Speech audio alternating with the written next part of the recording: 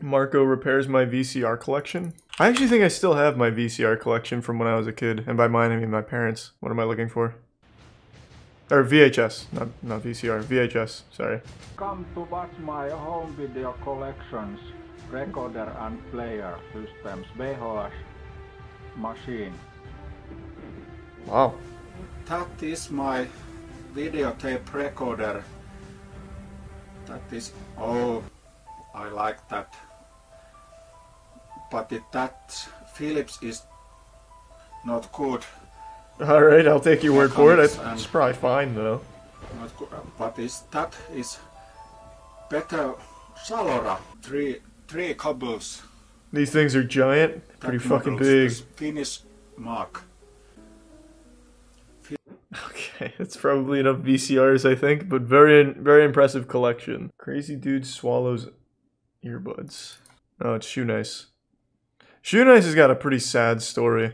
Well, I don't know if sad's necessarily the right word. Shoe Nice has got a story. It's not like a really good one. You play Madden, right? Yeah, I mean, you know me and Madden. I do love my football. Do a collab with Snoop. Yeah. Was that the offer, S-Fan? Is Snoop Dogg wanting you to play Madden, but you're not a huge fan? Passing it off to me? Earth's Most Wanted Hacker. Pretty interesting title. A storm is brewing in South Dakota. Sorry to get that. Southwest 1772 right. And it's moving swiftly into Minnesota, bringing with it Well, rain, thank you for that, By the Stone. I appreciate that. thunder, and wind. A mass exodus is taking place from one social media website to another. MySpace, that's that There's good still shit. some survivors left behind. Oh, anyone remember MySpace music? Bangers like Broken Side? Do we have any old MySpace veterans in here? Anyone remember these guys? Because this was the shit. I even made a Gears of War montage to the Get Crunk song. Yeah, this was popular music back in the day. But I think the one most people remember him for is this music video. They just don't make music like this anymore. I was actually thinking about them the other day. They made music all the way up until like 2019, if you can believe that. They're prompted to install a video player update. This unsuspecting computer is now a zombie. You are watching Disrupt. Congratulations, you won. Congratulations, you won. Congratulations. Yes. An antivirus company announces a discovery. Is it McAfee? God rest his soul. Typically, URLs are hosted on a single web server through a single Internet Protocol address. If one is found to be malicious, it's fairly easy to chop it down from the root by blocking the IP. But these URLs are utilizing a tactic known as fast flux. That's In a pretty fast cool. flux network, the IP address of the domain name is constantly switched out, making it near impossible to find the core of the infection.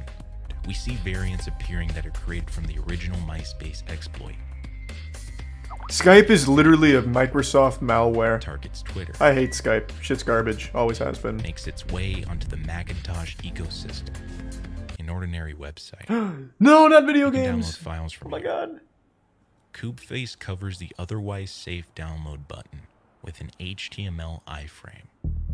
This sends a PDF file to the user that, when opened, scans the computer. It's searching for a file transfer protocol. If found, it will send out a message to the other bots, who will subsequently use the exploited username and password to make a new home within its victim. Damn. What an asshole. Each newly infected host, the botnet grows larger, creating a decentralized, untraceable network that churns left, churns right, goes up, and goes down on the whim of whoever has the steering wheel. Oh my god.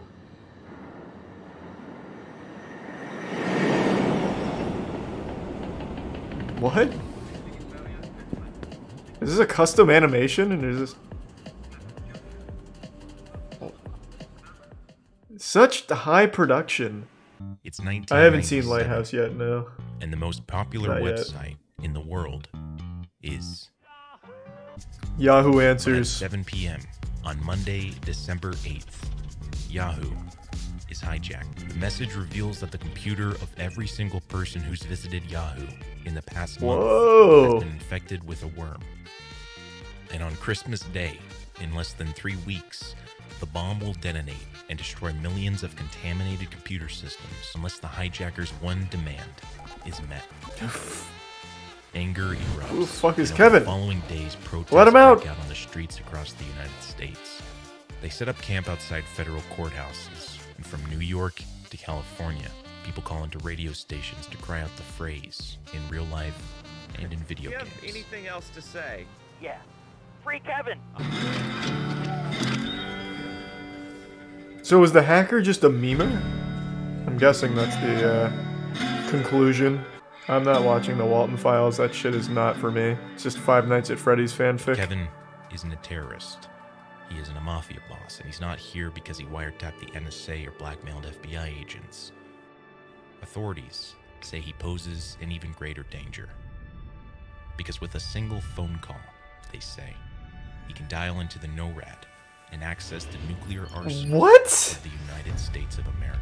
The event of nuclear weapons changed That's a huge the world. oversight, Kevin might only be an then. innocent prankster. Or Kevin could be the world's most dangerous cyber terrorist. A man who has North America at his fingertips. To free or not to free? That is the question.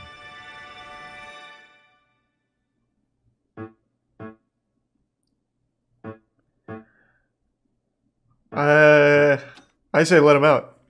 Call his bluff. And if This he's not bluffing, is a well, Windows it registry is what it is. key.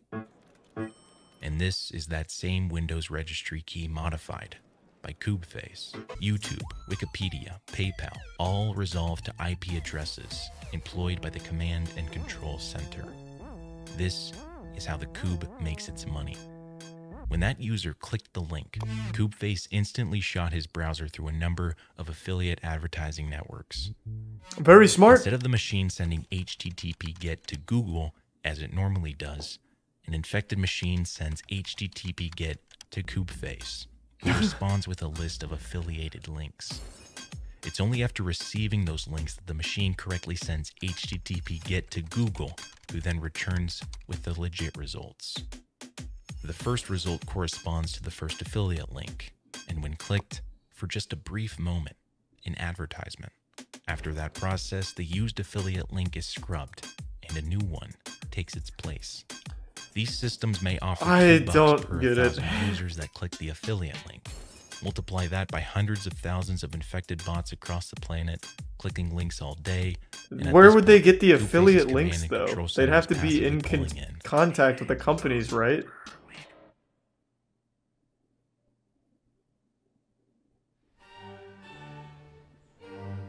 Similar to the Google search, a response is sent to Kube's Command and Control Center. It responds with a list of antivirus software downloads, picks one, and displays it on the desktop. After the user pays, their PC remains infected, and Command and Control Damn it. gets a paycheck. I've been scammed. We live in a world of bots. Toolbars Where do really these were soulless awful. beings I'm a unicorn. Cleverbot's In the fucking beginning, great. Kubeface uses a small portion of manually created accounts to spread initially. Completely automated public Turing test to tell computers and humans apart. I had no idea Normally, that's what CAPTCHA would be it's... Is a that brick actually wall what it for an stands amateur for? bot program, but Kubeface has found a clever workaround. First, it sends the following command to Facebook. The login and password are encoded via an encrypted scheme that involves reading the letters, their corresponding AC values, and comparing that to a successive string of numbers Basically gives from some 0 username. to 1 to 2 to 3 to 4 to... Encrypted becomes unencrypted. Next, the site will ask for CAPTCHA. To circumvent this, the CAPTCHA This is my puzzle biggest mirrored to the complaint desktop about of Disrupt. any individual They that's tell bot like armed. 10 different stories without ever connecting them. Two things happen. So this has nothing to screen do is with Kevin unlocked. now, right? and the CAPTCHA for the new minion is complete. I hate it. Coopface deploys this It team feels a so number of fucking times. disjointed, and it makes it When so hard to friend follow requests the are sent across story. fa- No, it never came into play last time. It was literally two separate Cyber stories last time. Investigator. Let's do some Dustin and the Prime The becoming name. unraveling of Coopface is delivered through the very same websites it previously exploited. An Apache HTTP client is used to control files to and from a web server. Their names are cross-referenced with their respective social media accounts. And here, they posted their vacation pictures publicly. Facebook doxes their full names and pictures. They are dubbed Alibaba and 4. And now, in a rather anticlimactic peak, the Coopface command and control centers simply go offline. Okay, we got him, I guess. From that point on to our current day and age, Coopface's original command and control center has never been reactivated. Alibaba and 4 are off the grid. And the zombie army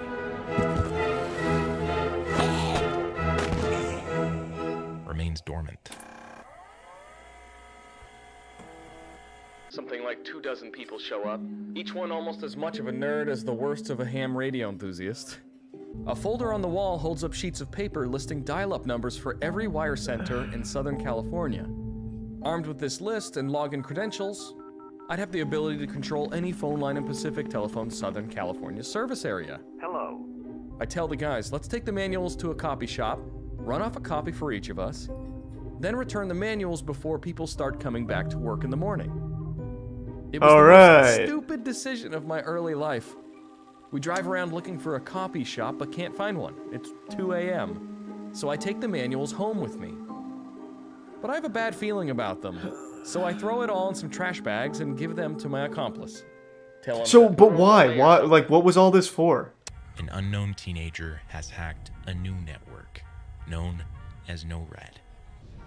It's an organization that provides aerospace warning and protection for North America, and this kid infiltrated the system just to have a look around.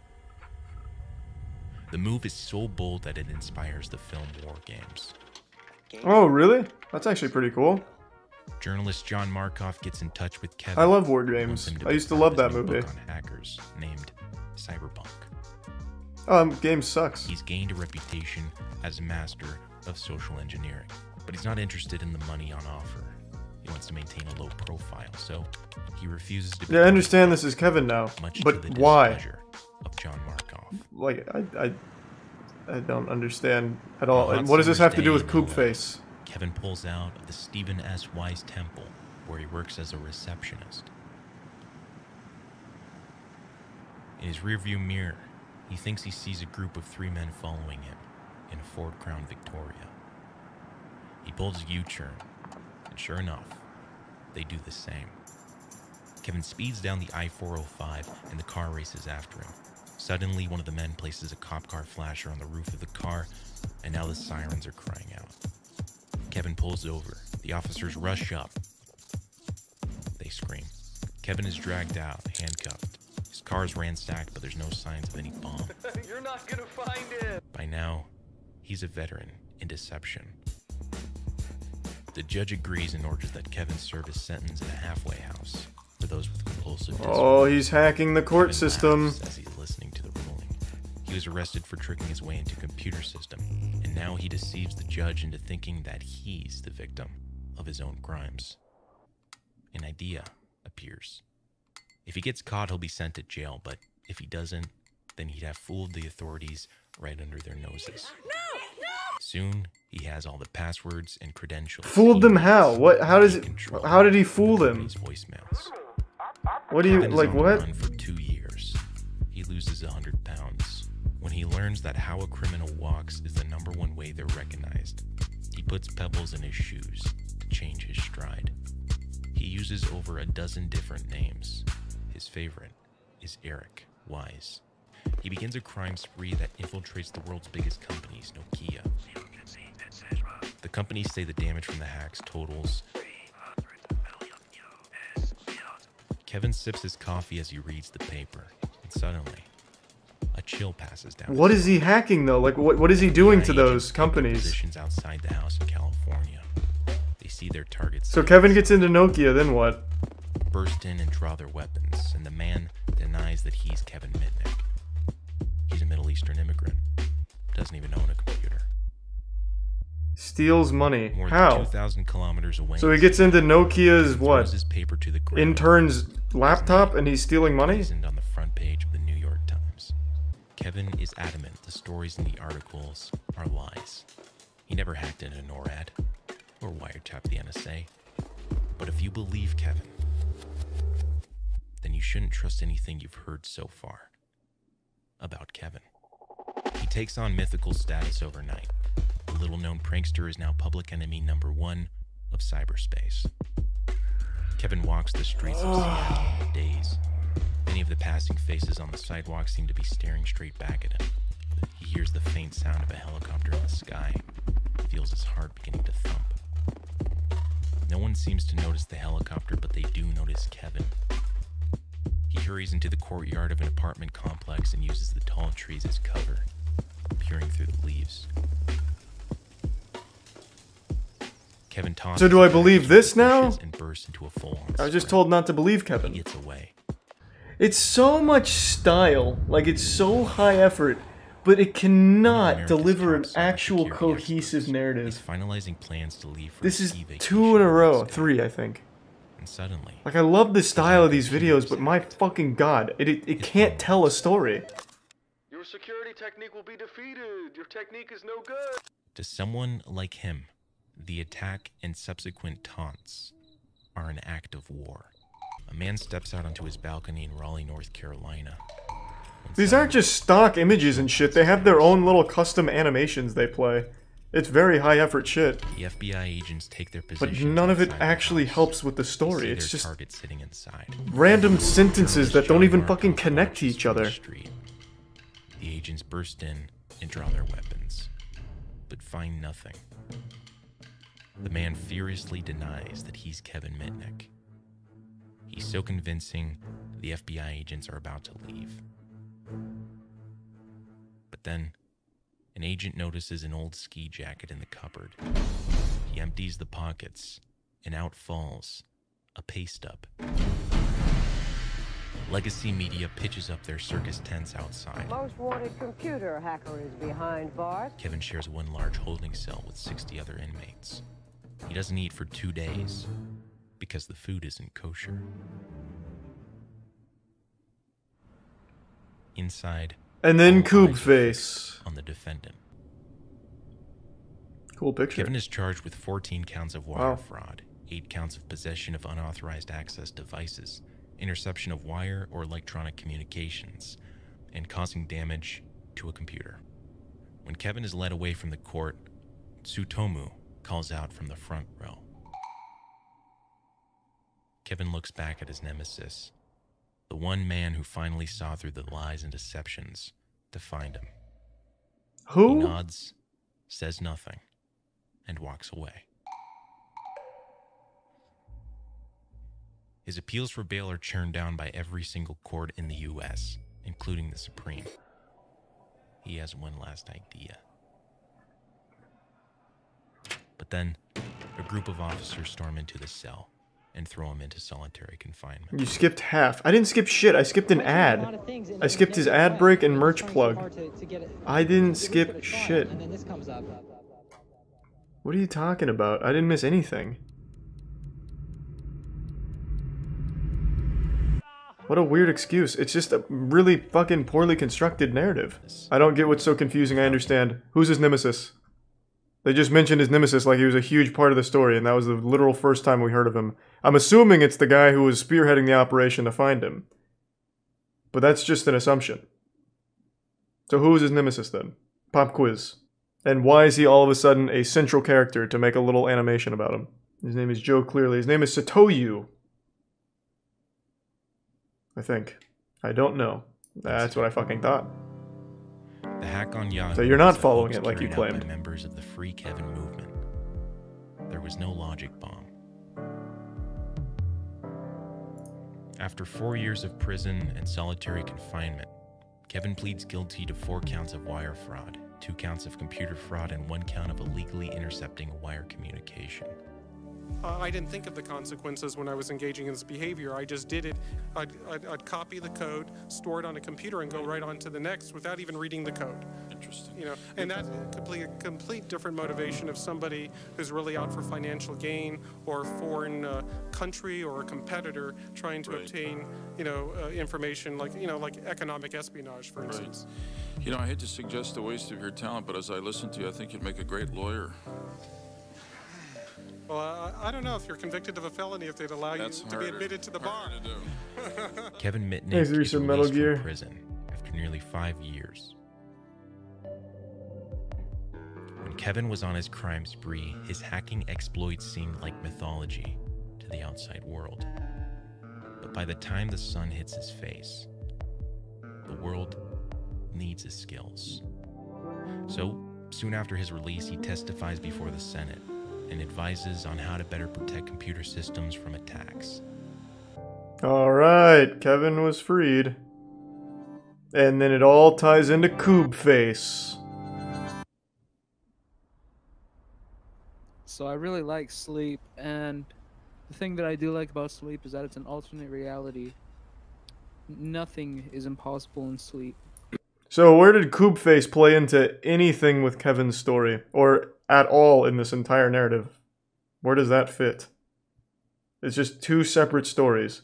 There's a Kevin story and there's a Coobface story, and none of them really connect to each other other than Coobface with the free Kevin meme. Like, I hate that. Like, if you're gonna make a video, like, this should be 2 separate things instead of convoluting and watering down this whole thing. They did that in the last one too. It makes it fucking impossible to follow the narrative, and it just seems all disjointed and everywhere. It makes no sense. It makes absolutely no fucking sense. It's such a shame. I really love the style of the channel. But they absolutely cannot fucking tell any story at all.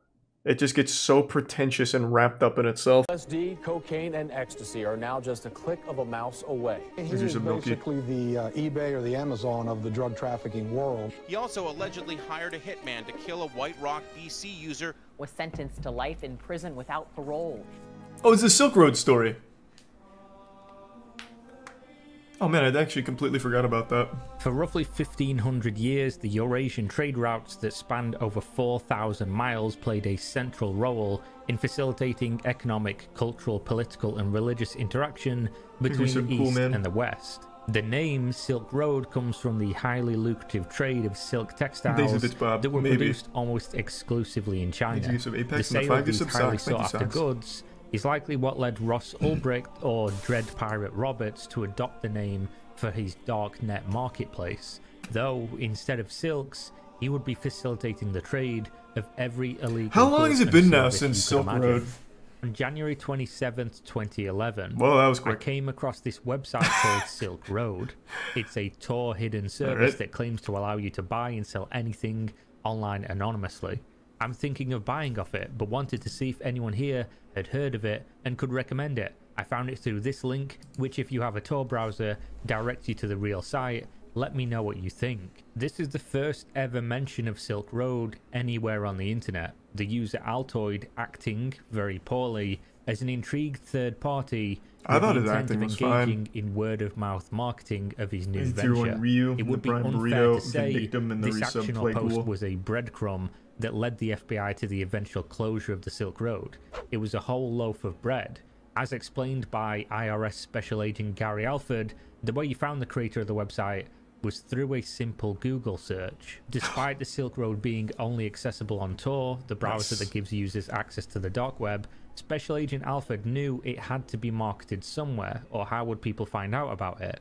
In 2013, So that's what I talked about last time we were going over the Tor shit. Basically anything on the dark web. Like, how do you get the word out besides just on the dark web? And I don't remember what the conclusion we came up with was. Like, I get Silk Road because obviously posting forum posts like that, but look what happened there. They got fucked. There's tier 1 Trailith.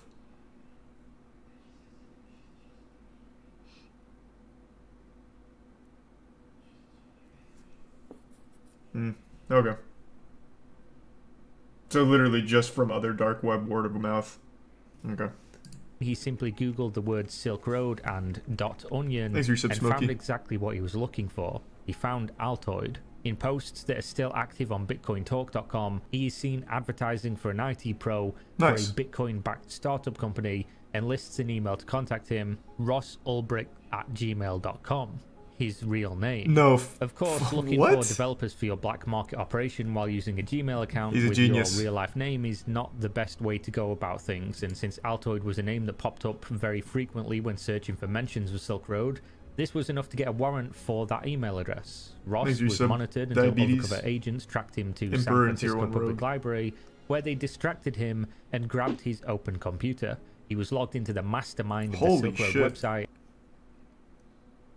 Oh my god. These numbers looking kind of beefy. Oh god damn it. I missed Light drawing the final blow there. Losing that first game, but able to win 3 in Easy monthly speedrun though. Good shit, Light. Let me send him a message. Damn, sorry.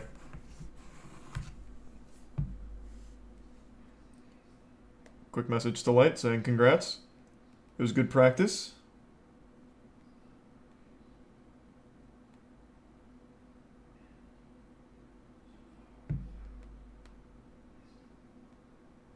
Okay, now I'm back. And in another tab, a There's a full tier 1 diary wild dedicated to the poos and creation the of recent Silk Wisteria Road and with his Gatorbait. name written in there. That is the story of how Ross Ulbricht was tracked and caught by using a simple Google search. During his trial in New York City, a 33-page document was brought to light with direct messages proving that Ross paid over $1 million in Bitcoin to hire Hells Angels bikers to murder 5 people. Holy and shit. That's going to be the rest of this video. First, I'm going to need to introduce you to a couple of the starting characters. Lucy Drop was a vendor who sold LSD on Silk Road, and his product was good. Eventually, though, he started selling weaker and weaker product before performing what people would consider an exit scam. Friendly Chemist is the first point of contact to Dread Pirate Roberts, who is Ross Ulbricht and the owner/creator of Silk Road. March 13th, 2013. Can you please get Dread Pirate Roberts to message me right away? It's very serious, a matter of life and death. Also has to do with the identities of a dozen top vendors and thousands of Silk Road customers. It's very important, so please get him to message me right away. I will not talk to anyone but Dread Pirate Roberts, so please do not ask me what this is. What site is this? I might have missed it. What site is he posting this on? These are the 10 gift subs, Trey. Thank you for the generosity tonight. There's some Finrear and Charm. Oh, this is just directly on Silk Road? Can you still access all the Silk Road, like, forum posts? I figured I figured when it went down, all of it went down.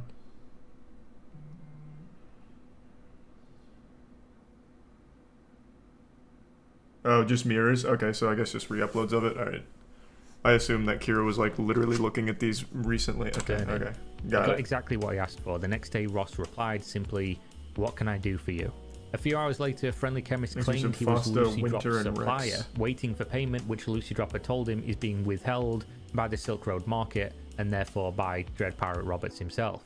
He goes on to Tier claim 1 that he has Koku. put a keylogger on Lucy Drop's computer and can prove it Thanks with for his taking login some details. socks. He Thank you, gave socks. $900,000 of product to Lucy Drop for $200,000 up front. He accused DPR, Silk Road, and Lucy Drop of working together to scam people, and he continued to threaten to release all the information about the Silk Road users if it wasn't for the fact that he would be paid $500,000. To this, Dread Pirate Roberts responded with the truth. He'd never spoken to Lucy Drop. He had no dealings with him in the first place. There was no deal. He wasn't scamming anybody, and instead suggested that Lucy Drop must be tricking him. This, however, did not convince Friendly Chemist. He doesn't Just believe there showered. was no deal. His life was in danger from, quote, not regular people. He just needs to be paid as soon as possible, or he will release the customer information, which would drastically harm the Silk Road business. The vendor information would probably result in most of the top vendors for Silk Road being busted by the authorities. I will get in touch with Lucy Drop and get back to you. DPR wanted all the information he'd harvested from the keylogger so he could verify it, and clearly at this stage, he was trying to verify whether or not Friendly Alchemist had damaging information, which he claimed to have, and how damaging it would be. Sizing up... Hold on. Jesus is going by very quick.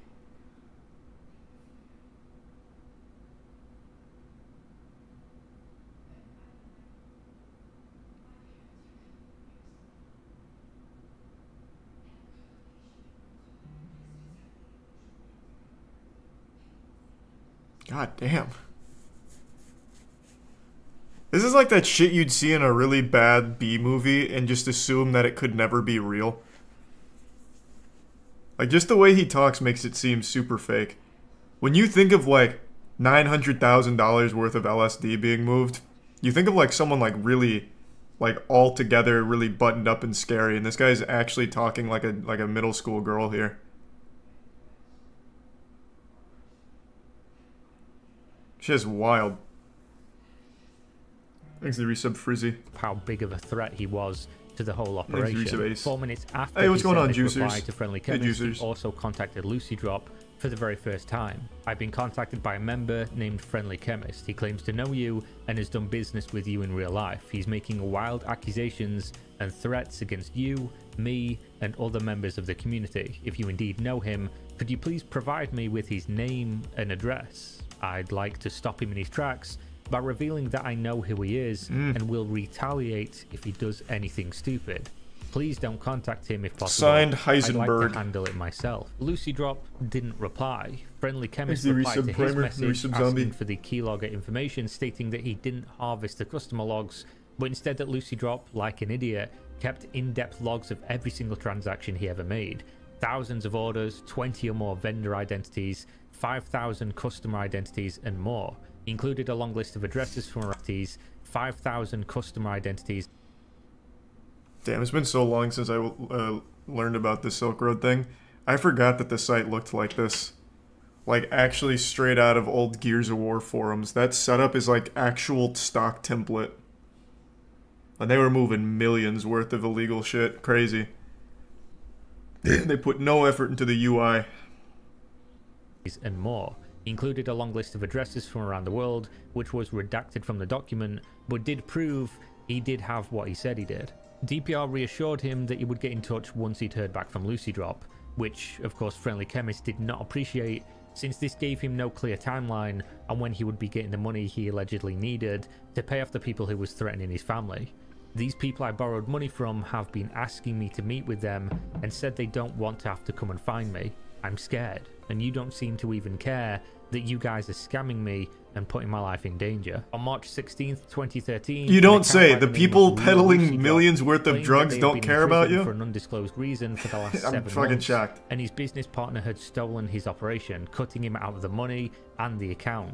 This business partner was now allegedly posing as Lucy Drop and selling weak products or scamming using the reputation he had built up. In this message, he asked how to contact Dread Pirate Roberts. DPR immediately saw this and contacted the account. Hi there. How did this new person gain access to your account? To which the real Lucy Drop responded stating he didn't gain access as they were partners in real life and they started a Lucy Drop vendor together. He handled the account until he was picked up on a warrant for prior drug offences and affirming that Friendly Chemist was in fact their middleman for obtaining the product, and ends the message asking this question.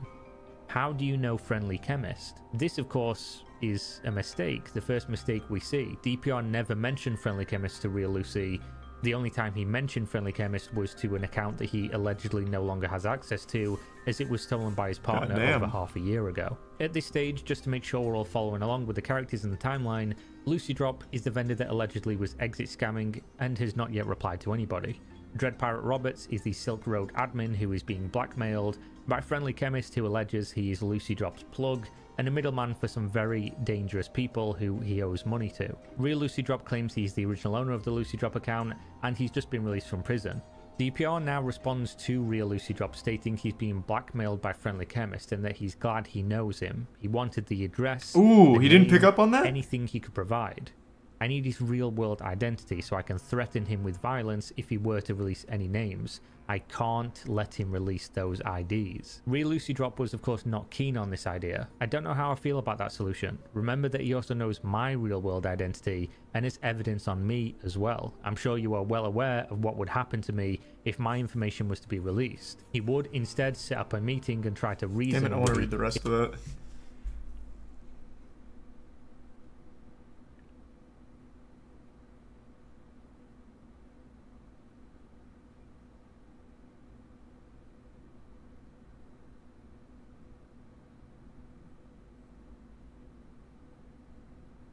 I fucking hate what money does to people. I mean, isn't the whole thing about money? I think he's going a little too hard on the theatrics there.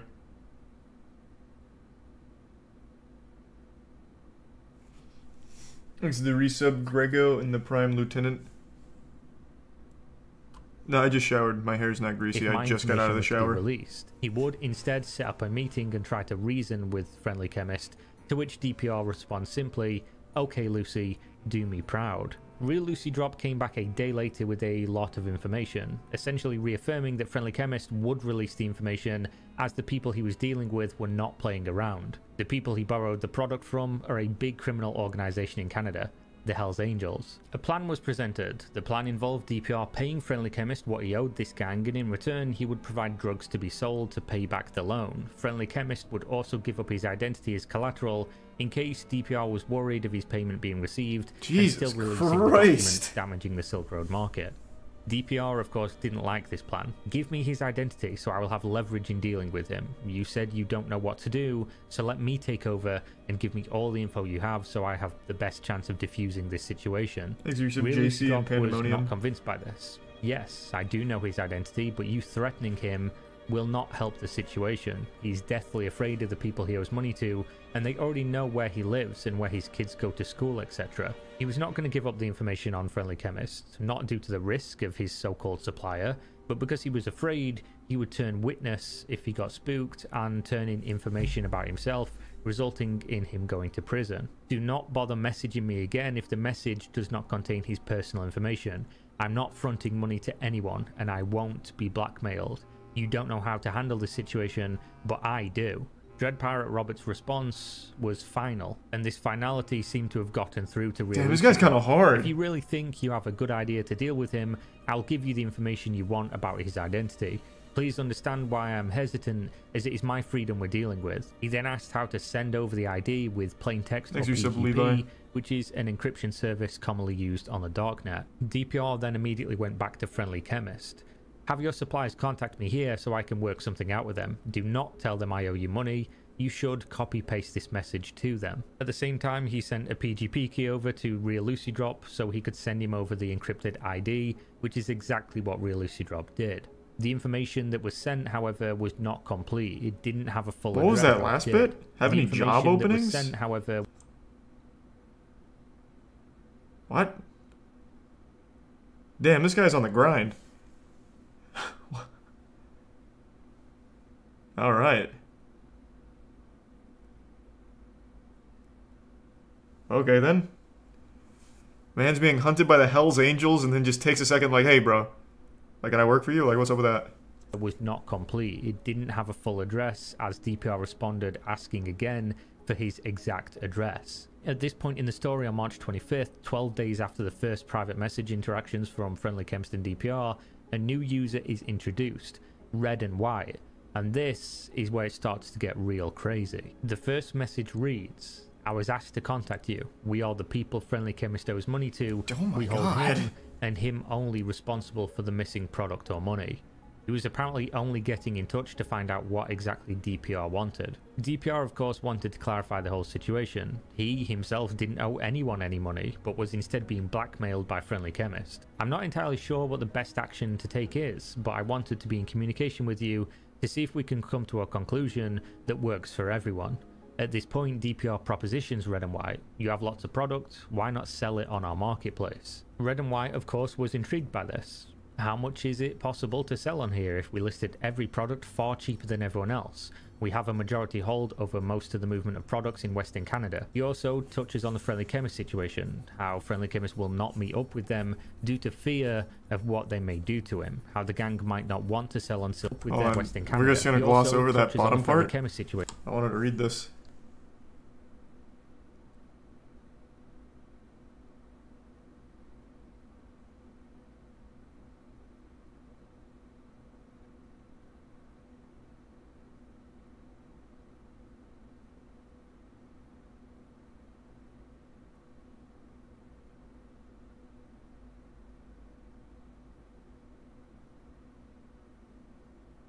Jesus Christ. Holy shit. Situation, how Friendly Chemist will not meet up with them due to fear of what they may do to him, how the gang might not want to sell on Silk Road due to this missing $700,000. If you can get Friendly Chemist to meet up with us or pay us his debt, then I'm sure I would be able to get people in our group to give this online side of business a try. After this message, DPR contacted Real Lucy Drop again, clearly desperate to get the full address of Friendly Chemist now that he has this fantastic offer from Red and White. Why haven't you gotten the address yet? Bring me the address and $1,000 in Bitcoin is yours. He also responded back to Red and White.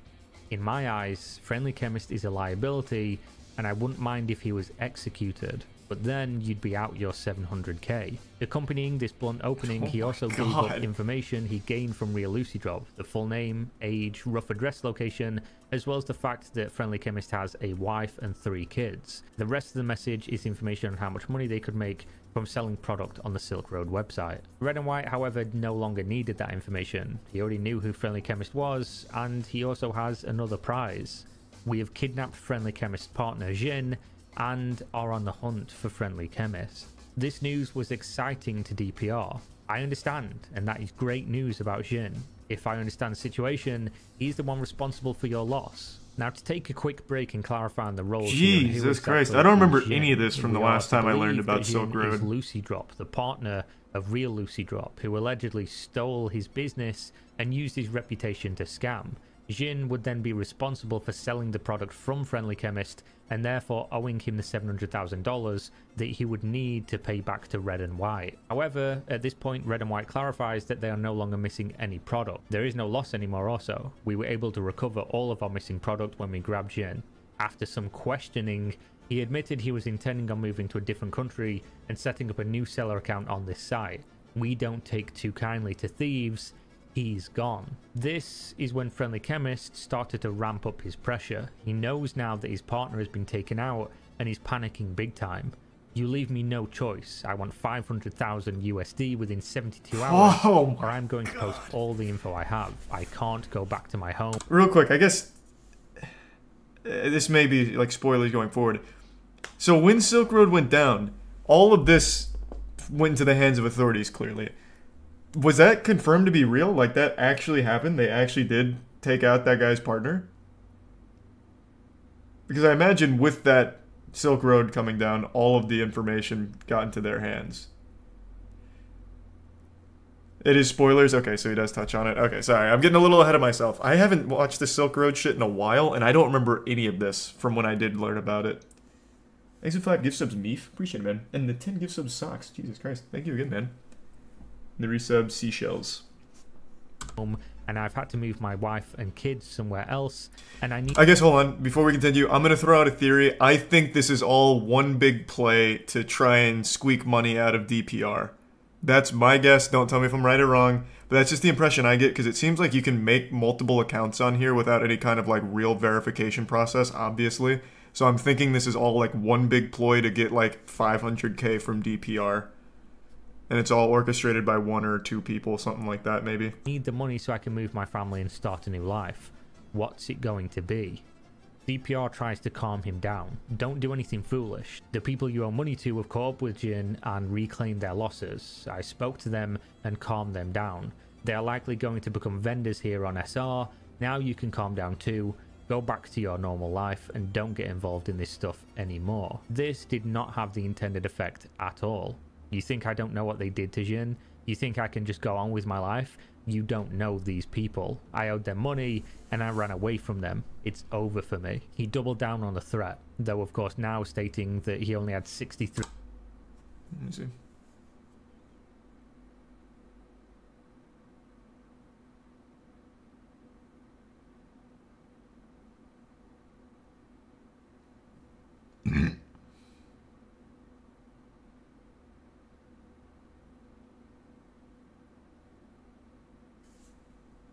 Hours remaining.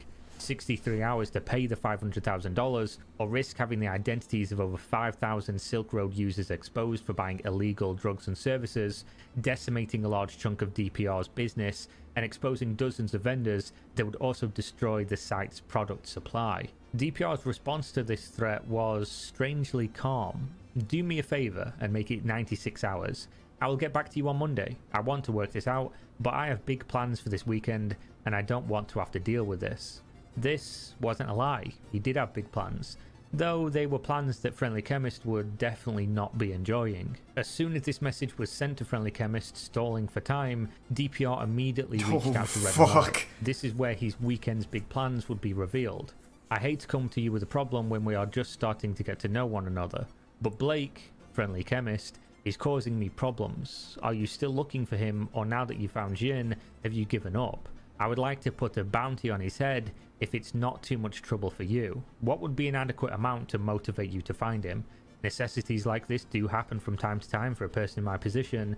I have others I can turn to, but it is always good to have options. Jesus Christ! Hopefully this is something you are open to and can be another aspect of our business relationship.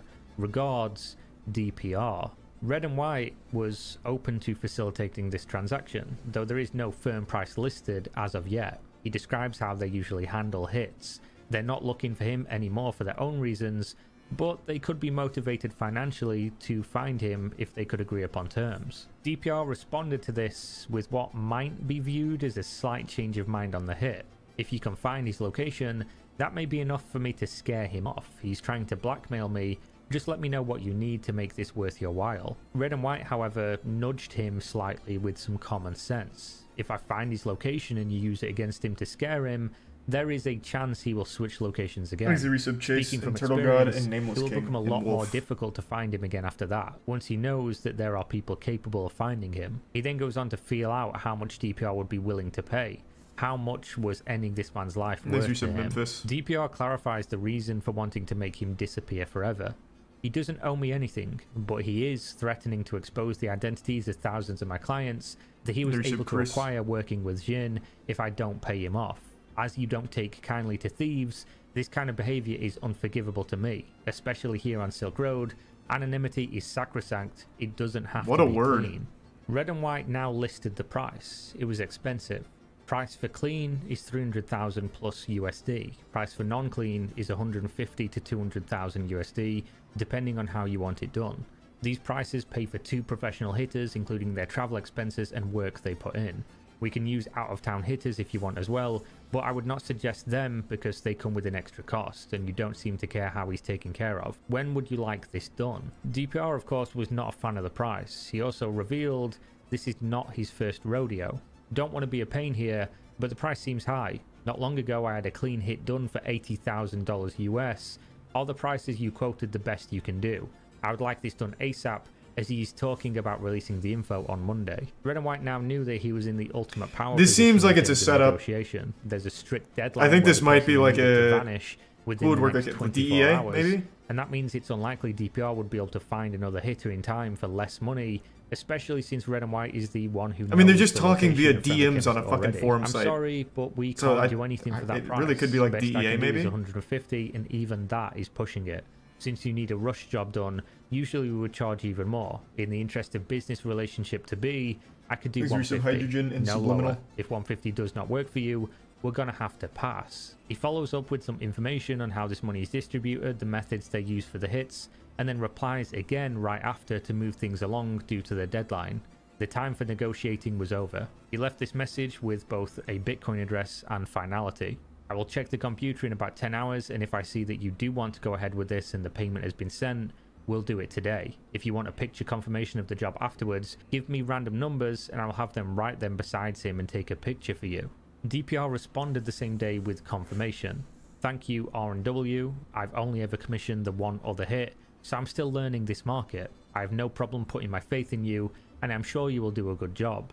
The exchange rate is above 90 right now, so at $90 per Bitcoin, 150,000 Wow, remember when is Bitcoin about was 90 bucks? 1,670 Bitcoin. Holy if the market shit. tanks in the next few days, I will send more. Here are some random numbers for a picture. Here is the transaction hash for 1,670 Bitcoin to your address. Good luck and be safe. The blockchain doesn't lie. He did send exactly this amount of Bitcoin on this exact date to that exact address. This is clear evidence of Dread Pirate Roberts hiring a hitman to kill Friendly Chemist, a result of a blackmail that would expose his customers and ruin his market's credibility. He would clearly do anything to keep Silk Road working as he envisioned. Red and White replied a day Hold on, later. give me 1 sec. Let me just check. Moki's not playing yet, is he? Not yet. Okay. Just needed to check. I don't want to miss it. On April 1st, 2013. Exit Tier 1 Poop Scoop and the Prime Willie and Wheels. They seized a bunch of stuff he had with him at the time as well. They said he had a couple of laptops and a bunch of USB sticks. Is there anything that belongs to you? They questioned him and he spilled everything he knew. He said that he and Jin were actually working together on this scheme to blackmail you, and that they were brought in by a third guy who has been selling on here for a couple of years, who is also a scam artist. Apparently he makes selling accounts, sells for a while, and then pulls a big scam and just keeps creating new accounts after he does his scams. They got that guy's name also. I will give that to you free of charge when I meet them to get the picture and computer hardware they got. Rest easy though, because he won't be blackmailing anyone again, ever. DPR kept things professional in his response, but he was clearly happy the job was done. This is like actual Breaking Bad shit. More about this third party. Excellent work. Please send any info you can on this third party along with a picture. The picture can be uploaded here. I've no need for any of his possessions, so you can do what you want with that stuff. Thank you again for your assistance. Red and White replied the next day with a long message explaining exactly what Friendly Chemist spilled in his last moments of interrogation. He goes over how Jin and Friendly Chemist were working with a man named Andrew from Surrey. He was defrauding people in the way we previously covered, essentially making accounts, getting a good reputation, selling great products with above and beyond service, and then after luring people into a false sense of security, would do one big sale and exit scam all the money. He listed 2 accounts he knows the name of other than Lucy Drop, which were used by this group: Nipple Suck Canuck and Tony What a name. 76, What a seller name. that many people on the Silk Road forums had long since speculated was... I totally forgot they actually just on Reddit had a Silk Road subreddit. I totally fucking forgot about that. Holy shit, yeah. The internet was wild and wacky like 10 years ago. Thanks to the Prime Luke and the resub Lunatic. RIP Darknet Markets. Yeah, shit was crazy. Actually Lucy Drop, due to their similarities of writing patterns, method of scam, and location being Canada.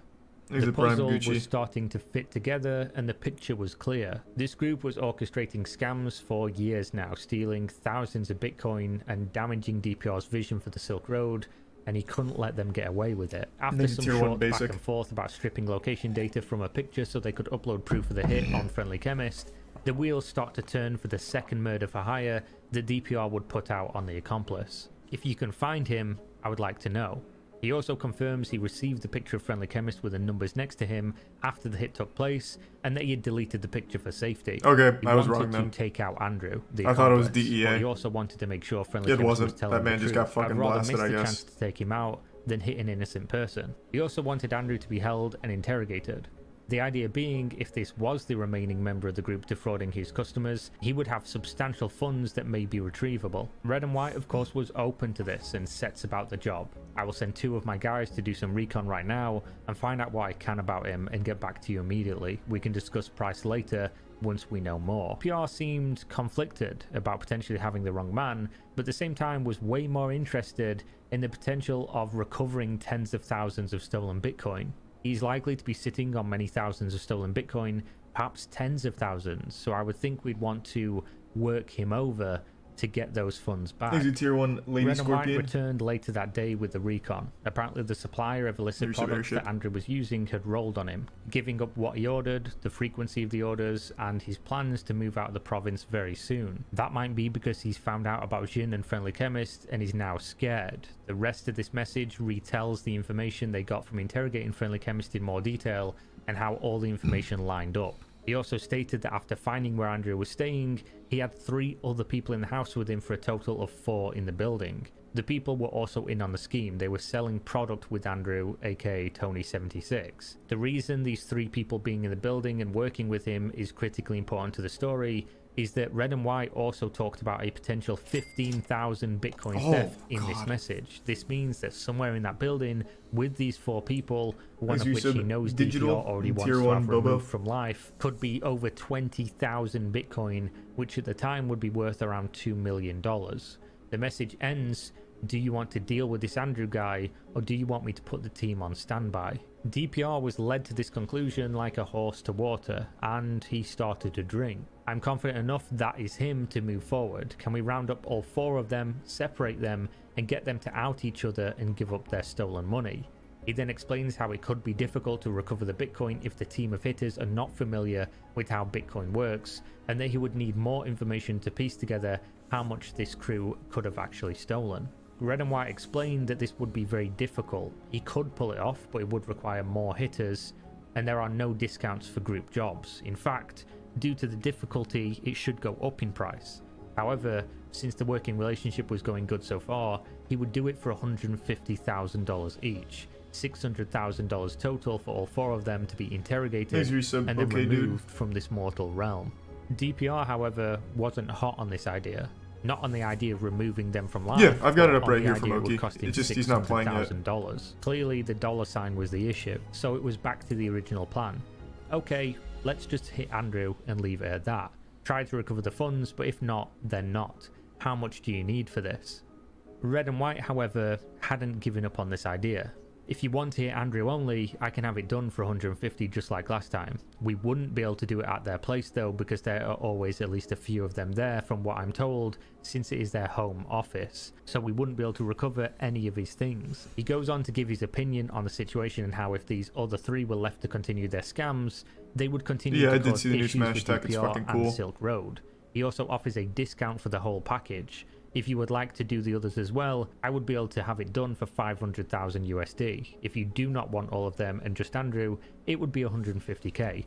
I would prefer to do all 4 as it would be better than having to get Andrew somewhere else and have no chance of recovering any potential product / money he may have. Anything recovered would be split 50-50 with you. This message ends with a prompt for payment. If you would like just Andrew done, send 150,000 USD to the same address you sent the other funds to. If you would like all 4 of them done and product / money recovered from there, send 500,000 USD to the same address you sent the other funds to. This was enough to convince DPR.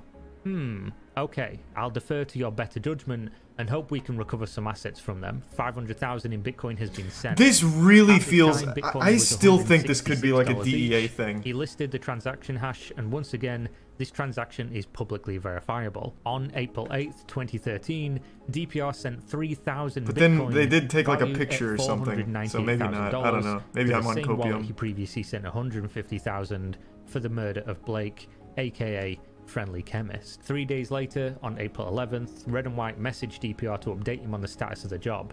Our hitters have been watching their house, and we have a 1-week window to do it. But I just wanted to ask you a couple questions before giving them the green light. At this point, he talks about the fluctuating price of Bitcoin, and how before they could convert them to real money, the price dumped to 61 USD each. Ooh. Essentially, he wanted paying more Bitcoin to cover this fluctuation so they were not massively shortchanged on Bitcoin will never last. DPR replied letting him know he would be willing to cover the difference, and then there is a 3-day lull in communication before Red and White gets back in touch. That problem was dealt with. I'll try to catch you online to give you details, just wanted to let you know right away so you have one less thing to worry about. Beyond this, the communication fizzles out very quickly, and this is where the story ends. The story of Ross Ulbricht, aka Dread Pirate Roberts, they kind of glossed over that. Absolutely crazy. At the start of this video, I mentioned 6 murders for hire, and you may have noticed that we only discussed 5 so far, the 4 people in the house and Friendly Chemist. That's because the 6th murder for hire, the one that DPR claimed to have paid $80,000 for, is a different story altogether, and never actually happened. He had in fact purchased this murder for hire from an undercover DEA agent, and it was aimed at a former Silk Road staffer. Now what if I was to tell you that the other 5 murders for hire, the ones we've just went over, none of those happened either? Fucking called it, I knew it. The trial of Ross Ulbricht, DEA. where these private messages were first presented, no one by any of the names ever existed. He had been scammed, though he likely never knew this was the case until we did. Him and Red and White, the supposed Hells Angels contact who had helped him get rid of 5 people for $650,000 in Bitcoin, continued to speak using an untraceable method of instant chat. But remembering back to the start of this video, Ross kept a detailed diary of the Silk Road's creation and operation, which the federal government gained access to. What about the picture though? His laptop.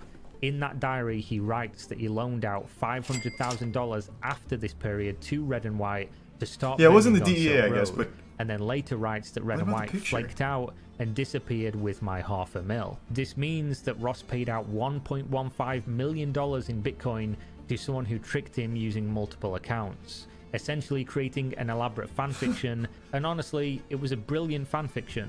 It used the fact that many users drew links between Tony76 and LucyDrop due to their Oh location my being God. similar, very similar writing styles and methods of exit scamming, and then he introduced enough real-world elements while keeping the pressure on after discovering the primary motivations of DPR. As soon as he knew that DPR would do anything he could to protect the Silk Road marketplace, he could just constantly introduce threats and also solutions. Holy Ross was shit. never charged for these 5 murders for hire that never happened, despite the Bitcoin he sent to Red and White being verifiably from his very own personal Bitcoin wallet. He did, however, get charged on 7 counts related to drug trafficking, money laundering and computer hacking, and for this, Ross Ulbricht received 30 years to life in prison, which is where he remains today. As for the money in today's market, the total that Ross was scammed out of was 7,225 God, that's Bitcoin, so much.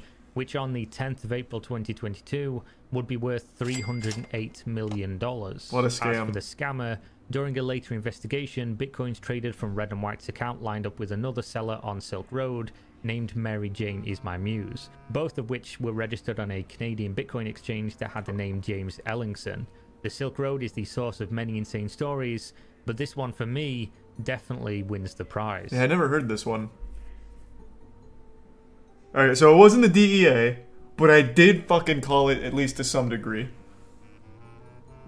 What a genius fanfic scheme. Holy lord.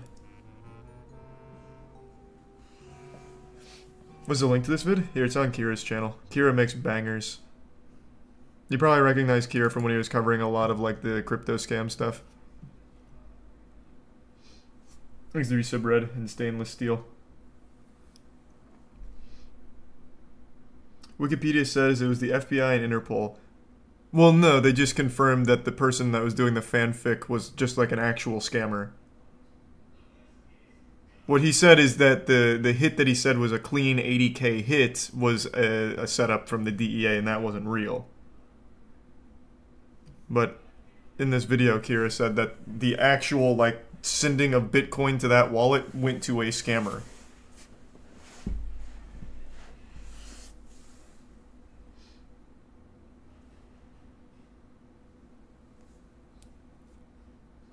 The actual sentence was 2 life sentences plus 30 years. Yeah, it sounds about right. Thanks to Prime Cheese. What about the pic? That's what I keep wondering. They sent a pic with numbers, and the pic isn't public, obviously, but DPR confirmed the authenticity of it, right? Like, he had to have known. So what did the DEA just, like, murder an innocent person? Like, just for the sake of getting this guy? Like, ends justify the means. Or, whatever. You know what I'm saying. They staged it? Yeah, I guess it could have been like a shitty pic. I don't know. I guess I'm just used to like 2022 pictures where you can really tell if someone's like faking a death, I think, right? Like, I don't know how accurately you could pull that off.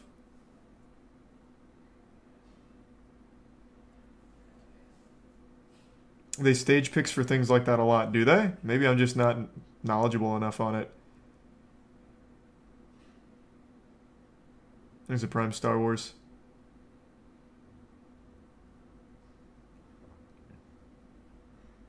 They faked the moon landing, so... Yeah, true. Yeah. Moon landing wasn't real. Nothing's real. Thanks to get some Trey and the Prime Kins.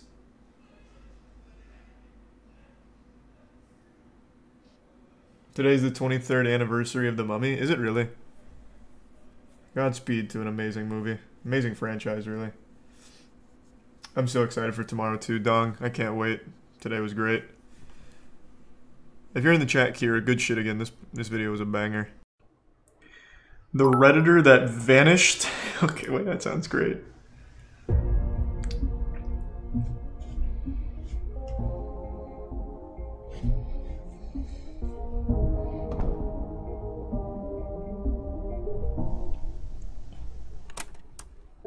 The variety of daily users from all walks of life congregating on one single public forum has created a sense of community that's nearly unmatched in the current online landscape. Because of this, the website's given us the ability to look into our fellow Redditors' post histories, giving us a small peek into the lives they live. Oftentimes, these are mostly mundane. However, if you do a bit of digging, you'll find some that stand anomalous, abandoned, and forever embedded within the corner they carved online. That's deep. In 2017, that's deep. A user named Flip-N-Flop made a post explaining that they're eager to try out a drug by the name of Datura. While the initial response was greatly against it, Flip-N-Flop ignored I have no idea what that is. What the fuck is that? Creating disturbing update comments and leaving behind baffled onlookers that feared the worst had happened to them. This is the story of Flip-N-Flop. If it's bath salts, then he probably just went to Florida. He probably took that shit and then immediately went to Florida to get more. I solved the case right away. On the night of April 17th of 2017, Flip-N-Flop would jump in with the simple question. Finally got my hands on some Datura. How much should I take? Their post reads the following. Hi guys. I finally got some Datura to try out. I'm free tomorrow and have the house to myself, so I'm really excited. Can I get to try the effects so it's of not the bath salts? plant. I have around 60 seeds, some dried flowers, and leaves. How much should I take for a nice first-time trip? I was thinking of crushing up X seeds and making tea with them. Drink the tea and smoke a couple of leaves while the tea is starting to... Damn, this guy's got it figured out. What the fuck is this? Would 15 seeds be enough? Very classy. Sources on the internet tell me a regular dose is around 10 to 20, but I've seen some talk about over 30 seeds. Thanks, guys. It's close to acid. Okay. It could have not close to acid at all. Okay. Before I continue, how about I just look it up? So that way I can be caught up on what the fuck this is. Chat has no idea, so I'm just gonna look it up. Because I've actually never heard of that, which is surprising because I know of like every big drug. This must not be a very popular one. It's a poisonous plant, also known as devil's trumpets. Devil's trumpets. Okay. That's pretty fucking wacky sounding. Yeah, it looks like it's a psychedelic. Cause death. A user named Rect recalled their prior experience with Datura, claiming that they're still scarred from it, in hopes of deterring the OP from giving it a try. I bought 2 Datura Inoxia plants from a local greenhouse. Some Cambam, GMB, and Krusty. Over the course of about 2 weeks. I never noticed too many effects initially. Dry eyes and mouth, hot flush skin, rapid heartbeat. But I was 100% in a state of psychosis that whole time, and for about 2 weeks after I stopped using it. Like someone here said, it's a deliriant, so I wasn't even aware of how totally fucked I was. Wow. My friends got increasingly worried about me, and I finally broke down mentally. About a month later, I got diagnosed with generalized anxiety disorder and severe panic disorder with derealization and depersonalization. Why is he still in the drugs subreddit then? While the effects felt by Rect were severe. He had this fucking awful experience and he's still in the same subreddit. According to a Logarithm the Great, they claim that the potency of the drug can vary from person to person, and even sometimes through the time of day it's taken. Just to give advice? I guess, maybe. After reading this, I went forth and cross-checked their claim with a psychedelic education resource named thethirdwave.co, and found that while the time of day assertion isn't substantiated, Datura's so-called fatal dose ranges pretty widely. According to this guide, he's a tier 1 frazzled and resubs collect. 100 milligrams of dry seeds have been known to kill, while others have taken substantially more than that and lived. Considering how heavily any drug's effects can vary from person to person, this declaration isn't that surprising. However, it is noteworthy. Sorry to hear that, Soul Eater. So, oh, maybe Pierre should Flip-N-Flop take. Thanks for the bits, Mike and Crab. Exactly 0. None. I hope this is a shitpost. Good luck and report back, please. Best effects will be achieved by doing none of it, I believe. Throw that f***ing hell in the garbage. Wow, this is actually a pretty supportive subreddit. Unanimous. Let's see how they took it. Huh, not bad. Update. We did it, Reddit. I've crushed some seeds, around 15 to 16, in my mortar and put them in a glass of water. I've added some lemon juice and sugar to mask the taste. I'll just have to roll my joint with the Datura leaves, and I'll be set to go. I've decided I'll be sipping on the tea and slowly smoking the leaves until I feel the effect is strong enough. After this, commenters were questioning why they'd subject themselves to such a dangerous substance. They were wished good luck and were given advice for the phenomenon that they were about to experience. For Flip and Flop, it was the point of no return. The train left the station, and they were on a one-way track to the inevitable consequences. It turns out transcended, became this ascendant being. He can now shoot lightning bolts from his dick or something. He is Datura now. That commenters were tuned in. Thanks for the gifts of Mike. Everyone knew what was about to happen. However, hope for the best remained abundant. Remind me posts, well wishes, and questions on an update flooded the space. And, at least in that moment, thanks for the gifts of Bailey. All eyes were on the OP. 5:55 in the morning. Never even heard of that, Sentient. April 18th of 2017. Thanks for Prime Max. They give you the 10 though, Sentient. How normal again stopped now.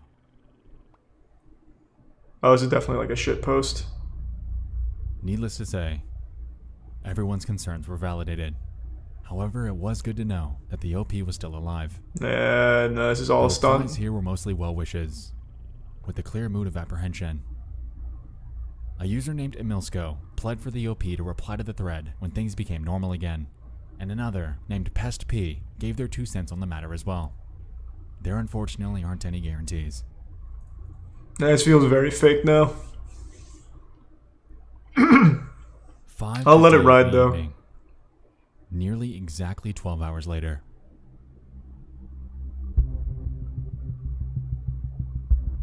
He made a video game? Holy shit. He smoked so much Datura that he made a game? By a Redditor named Nitris in the gaming subreddit. It's allegedly depicting mammoths in an accurate battle simulator. Yeah, they nailed that one. Well, I mean, that's the joke. Okay. Well, because someone we know very well by this point made their way to this space. Exhibits Cuddle. Please, these big dogs are fighting. Not okay. Holy shit. It appears to me that Flip and Flop's trying to claim that, please, these big dogs are fighting. Not okay. With the big dogs, of course, being their interpretation of the mammoths in that GIF. If I'm being honest, it's safe to say that Flip and Flop's discovery of this post likely didn't do them any favors. Depictions of an animal quite literally launching another one in the air while under the influence of something as unpredictable as Datura would probably mess me up pretty badly. I don't really believe any of this anymore. This just seems like a Redditor doing a stunt. Would never return. Their thread continued to rack up comments pleading for any sort of update. However, through all of this, fear remained abundant that the worst had happened. How does this go on for so much longer? How do you get like a conclusive answer to this?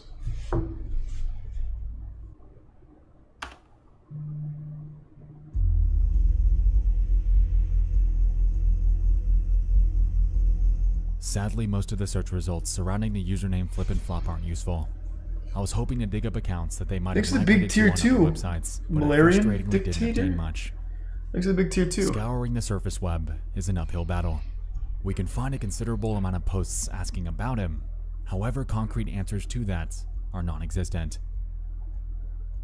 There was a Flip and Flop with 1P account I found that could have been a potential lead. However, considering that the last post they made was 8 years ago on the NoFap forum, it's needless that could be him. That I was only left with dead ends. Well, I don't know about that. Speaking of dead ends, the following is a list of accounts and their current status I found on other websites with the name Flip and Flop. Imager, dead. Facebook, dead. Oh, I feel shit coming on. Dead. Photobucket, dead. Reddit, dead. Pyro. Doesn't work. Taringa.net, dead. Babyblog.ru. What?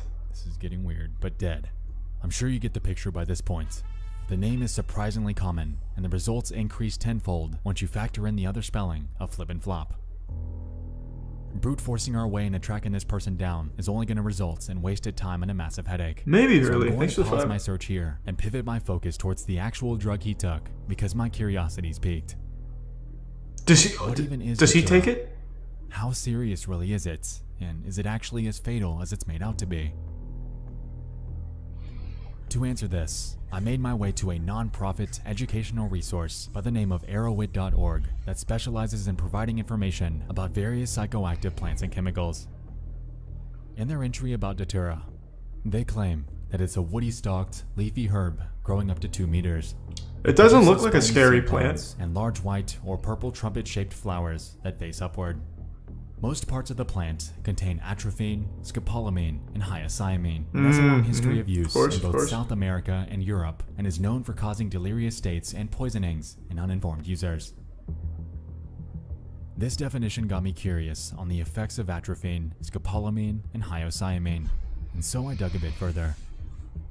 According to Arrowit, these are known as tropane alkaloids.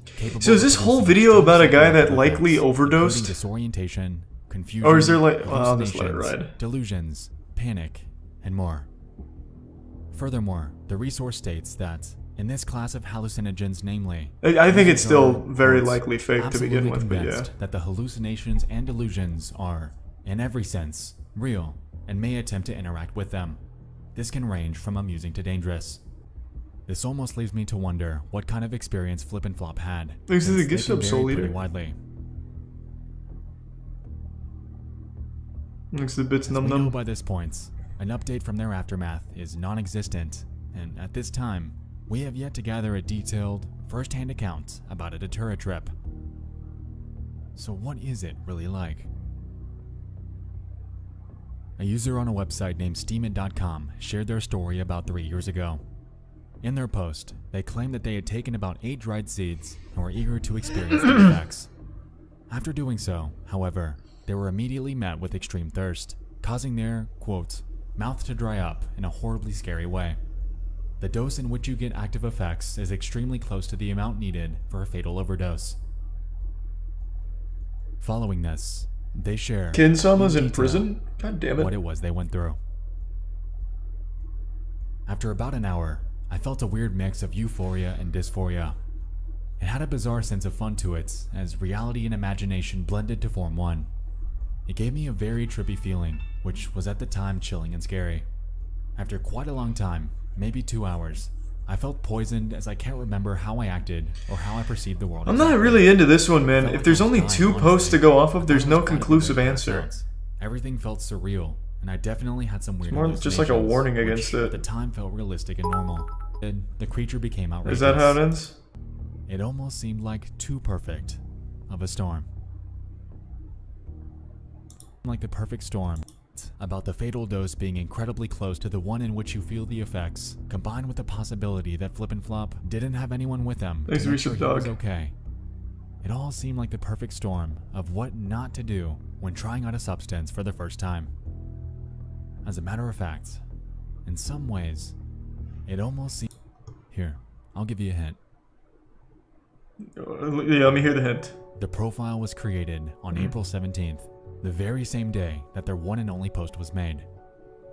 Being entrenched in the world of internet mysteries, observations like this stand out to me like a sore thumb. It appears to me that this account was made for the sole reason of discussing their story about trying Datura. While, sure, they potentially could be separating this from their personal accounts and life due to the taboo nature of something like this, it unfortunately discounts the validity of their entire account. Furthermore, he gets the same conclusion. Profile for this post explains the lack of other social media or forum handles with the name Flip and Flop existing online. Without any sort of hint at their location, their main account, or their interests, tracking down the actual person and cross-checking a potential case record is impossible. Now, don't get me wrong here. While I'm entertaining the idea that this could be fabricated, the sequence of events that took place lend credence to this being real. What? If we look at the post, it was made at 5:21 p.m. Central on April 17th of 2017. Over the course of the next 26 minutes, Flip and Flop would go from asking about trying it to having it prepared. If we're considering the potential that their mind was made up on... it's not a very interesting story, to be honest. It's a Redditor made one post, and then there's 2 posts to follow it up. I'm not real into that one. To me, that sounds more like a classic Reddit shitpost thing than like a genuine overdose. But even if it was, it's still a very unsatisfying story to follow, since you'll never know and there's no evidence to point to anything conclusive. Not really into that. Alright, I'm fucking back, team. Oh, thanks to resub Arc, TK, and Jackie. I really hope aliens have visited Earth or will visit Earth at some fucking point. That'd be so cool. Thanks to the gift sub Kioxy. That means it's okay to leak. I'm still not going to give away the guy's info, but yeah. I don't even know how much I can even say without getting whatever in trouble, but yeah. He would tell my parents all kinds of goofy shit about, like, military. And he was big into the alien stuff, like I said. I would have loved to ask him about it. It's a fucking shame. UFO busted? I mean, I don't really need to go into the science and math of why a UFO is probably not an alien visiting us. I can just kind of rationalize that. The man who vanished into thin air. In 2006. Hold on, let me fact check this before we get in there. A former Canadian Defense Prime Minister confirmed that aliens live... No way. Canada's ex-defense minister. Aliens would give us more tech if we'd stop wars. What? He doesn't seem overly reliable. Paul Hellyer, who has long insisted that aliens have visited Earth for many years, says that when aliens saw the atomic bomb, they decided that we were a great threat to the cosmos. I'm gonna be honest with you. I'm starting to have my doubts. I don't want to disturb what you're doing, but there are 4 different species of aliens that have been visiting Earth for thousands of years. The Star of Bethlehem is one of God's flying saucers, he added. And he used to believe that there would be between 2 and 12 different species of alien, but now he's received reports that there might be as many as 80. Using this guy as an argument to prove that aliens live on Earth is probably the worst person you could have represent that. Holy shit. This is nuts. Thank you for telling me about this guy. I want to read more about him. Paul Hellyer. Holy shit, he's 97. Alright, let's run it. 27-year-old Brian Schaefer walked to a bar and was never seen again. Hey, you the 5 gift subs again. The case has since received widespread attention and a thorough investigation. But to date... Stop bringing up Bob Lazar. Everything I've seen from Bob Lazar seems wildly wildly hard to believe. I don't know, I was having such a hard time saying that. I've looked up the whole Bob Lazar thing. Unless maybe I'm looking at biased sources or something, but everything I've seen seems like there's a real lack of hard evidence and credible source. Unless there's new shit from Bob Lazar over the last couple years. I also saw that, Remy. Israeli space security chief recently said that aliens exist in a galactic federation. Right?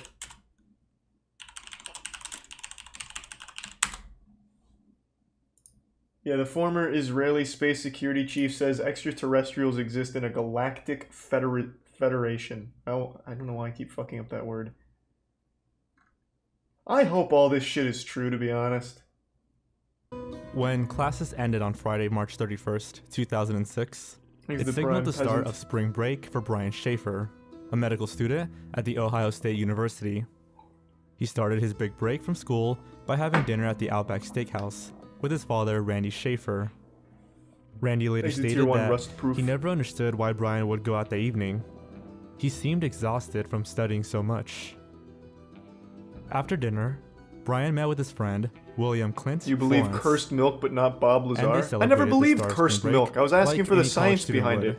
I didn't realize it was a fucking prank. And de-stressing. The two walked to the Ugly Tuna Saloona, an indoors bar located in Columbus, Ohio. Brian invited his brother, Derek, and Derek's wife, Maureen, but they had gone to a show at the Funny Bone Comedy Club, which ran late. They left the show tired and decided to drive straight home, passing on Brian's invitation. At around 10 p.m., Brian called his girlfriend, Alexis Wagner, who was also a second-year medical student at the same university. She and Brian were scheduled to fly to Miami on Monday morning, so she decided to visit her family in Toledo before leaving. After his call with Alexis, Brian and Clint went bar hopping, visiting several nearby locations, such as the Short North Tavern and the Brothers Bar.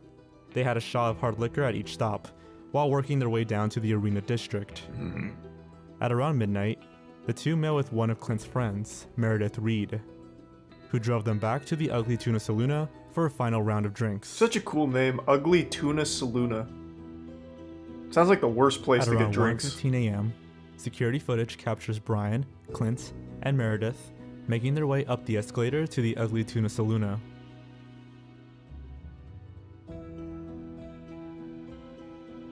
At some point after this, Clint and Brian are back outside the bar talking to two girls, Amber Ruick and Brighton Zatko. While Clint spoke to Amber, Brian was left to speak to Brighton. Apparently Brian was pretty flirty. Uh-oh. Reportedly, he had even kissed Brighton's neck. Whoa! Okay, so he cheated. At 1:57 a.m., Brian can be seen in a small alcove, just off camera next to a beige door. And it would be the last time Brian was ever seen again. It was here that Brighton put her number in Brian's phone, and then walked back inside the Ugly Tuna Saloona to use the restroom. And the Bits pickle. When she returned, Brian was nowhere to be found. Since it was common for Brian to occasionally separate from his friends, Clint and Meredith didn't think much of it. However, when the bar closed at 2 a.m., they were left outside waiting for Brian. Got sucked into his phone? They assumed that Brian must have wandered home. After all, his apartment was only located a few blocks away. He never reappeared. Brian missed his flight to Miami the following Monday and was officially declared missing. I'm not sure if we have metric. Thanks to the resub, Nancy Drew. It's When possible police Himiko, began maybe. searching for Brian, they started by looking through the building's security cameras. By now, it's well known that nobody from that night ever saw Brian leave the building, and the security footage did nothing but support that narrative. Throughout all the footage, police were able to account for every single patron that entered the building, and every single one of them left except for Brian. Once the police found Have we no checked the evidence of Brian's Saloona? whereabouts from Is the he footage, still there, maybe? their search efforts began Still to drinking? spread. Officers took to the streets, sometimes with police dogs, searching throughout the city, including inside dumpsters and waste containers. They questioned residents and posted flyers with Brian's information, including some of his distinct features, such as a fleck in one of his irises and his Pearl Jam stick figure tattoo. Thanks to the resub. They even went so far Jurgo. as to check the city sewers, And Toxic. but found nothing useful. The fact that Brian's personal belongings were untouched made matters worse. There were no signs of struggle within Brian's home, and nothing of value was missing. His bank account and credit cards remained untouched. Even his car was still parked 6 blocks from the Ugly Tuna Saloona, at his apartment on King Avenue, where his girlfriend waited for 2 days after his disappearance. Thanks to resub, Hypnotic.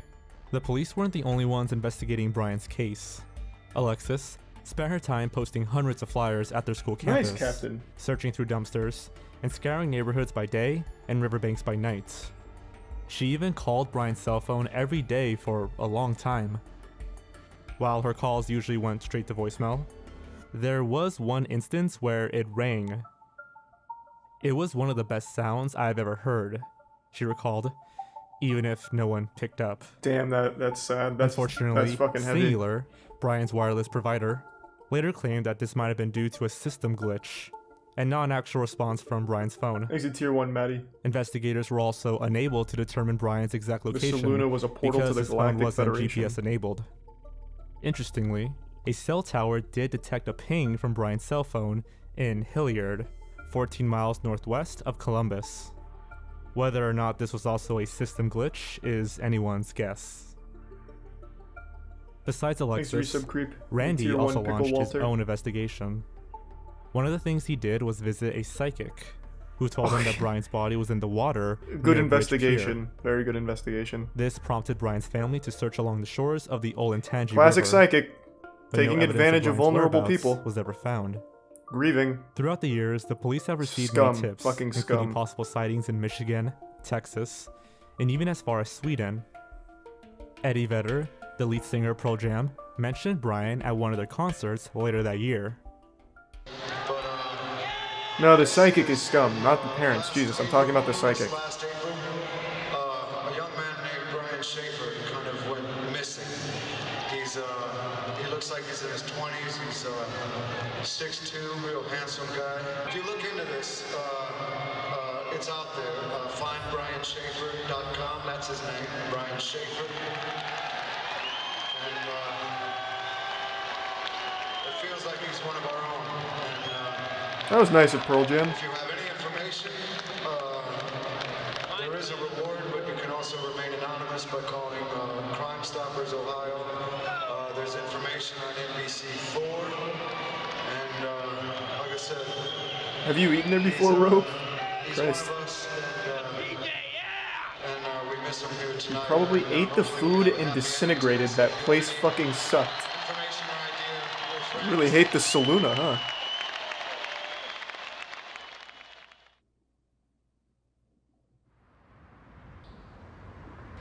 So, you can see it's quiet, you know? And imagine at 2 a.m., 3 a.m., you know, the bar was probably packed, but around here, especially if it was under construction, there's a really good chance, you know, no one would be here. So there's a parking garage right behind it. So here is the east side of the building that he disappeared in. Probably Onyx, I think so. From parking garage. Thanks to the 20, man. Here's one emergency exit. So this could have been one of the doors that he came out of. Fire pump room.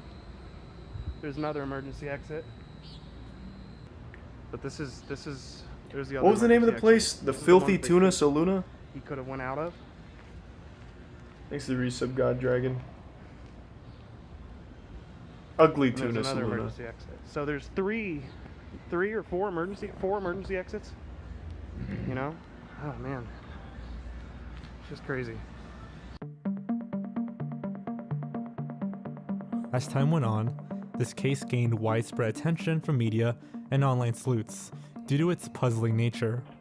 The very ambiguous security footage, coupled with some interesting details about Brian's past, has opened the door for speculation and theories.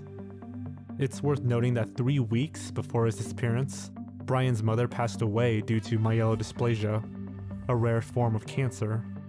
According to a 2018 interview with Brian's family, he was apparently so distraught by this event that he showed up 1 hour late to his mother's funeral. Moreover, about a week after Renee's passing, Brian asked Alexis to just go away with him. And a few days before he disappeared, he told her to move on and find someone else. Given the emotional hardship that Brian was enduring, He absolutely and just the fact that ran he was away most then. likely drunk during the night of his disappearance, some believe that he may have committed suicide. The Ugly Tuna Saluna sits on the second floor of the Gateway Film Center building. The theory is that Brian could have snuck past the main security camera, leaped from a nearby non-surveillance service door that at the time led to a construction site, and is now buried beneath the rubble. He may have even done so unintentionally. What? If you recall, Randy did say that Brian seemed tired that night from pulling all-nighters for his exams. And there's some evidence that might support this claim. When Detective John Hurst was interviewed about his investigation into this case, he stated that Brian got exited out of the construction site exits. But we went over and checked the movie theater that was, you know, sweet. across Thanks, the guys. way.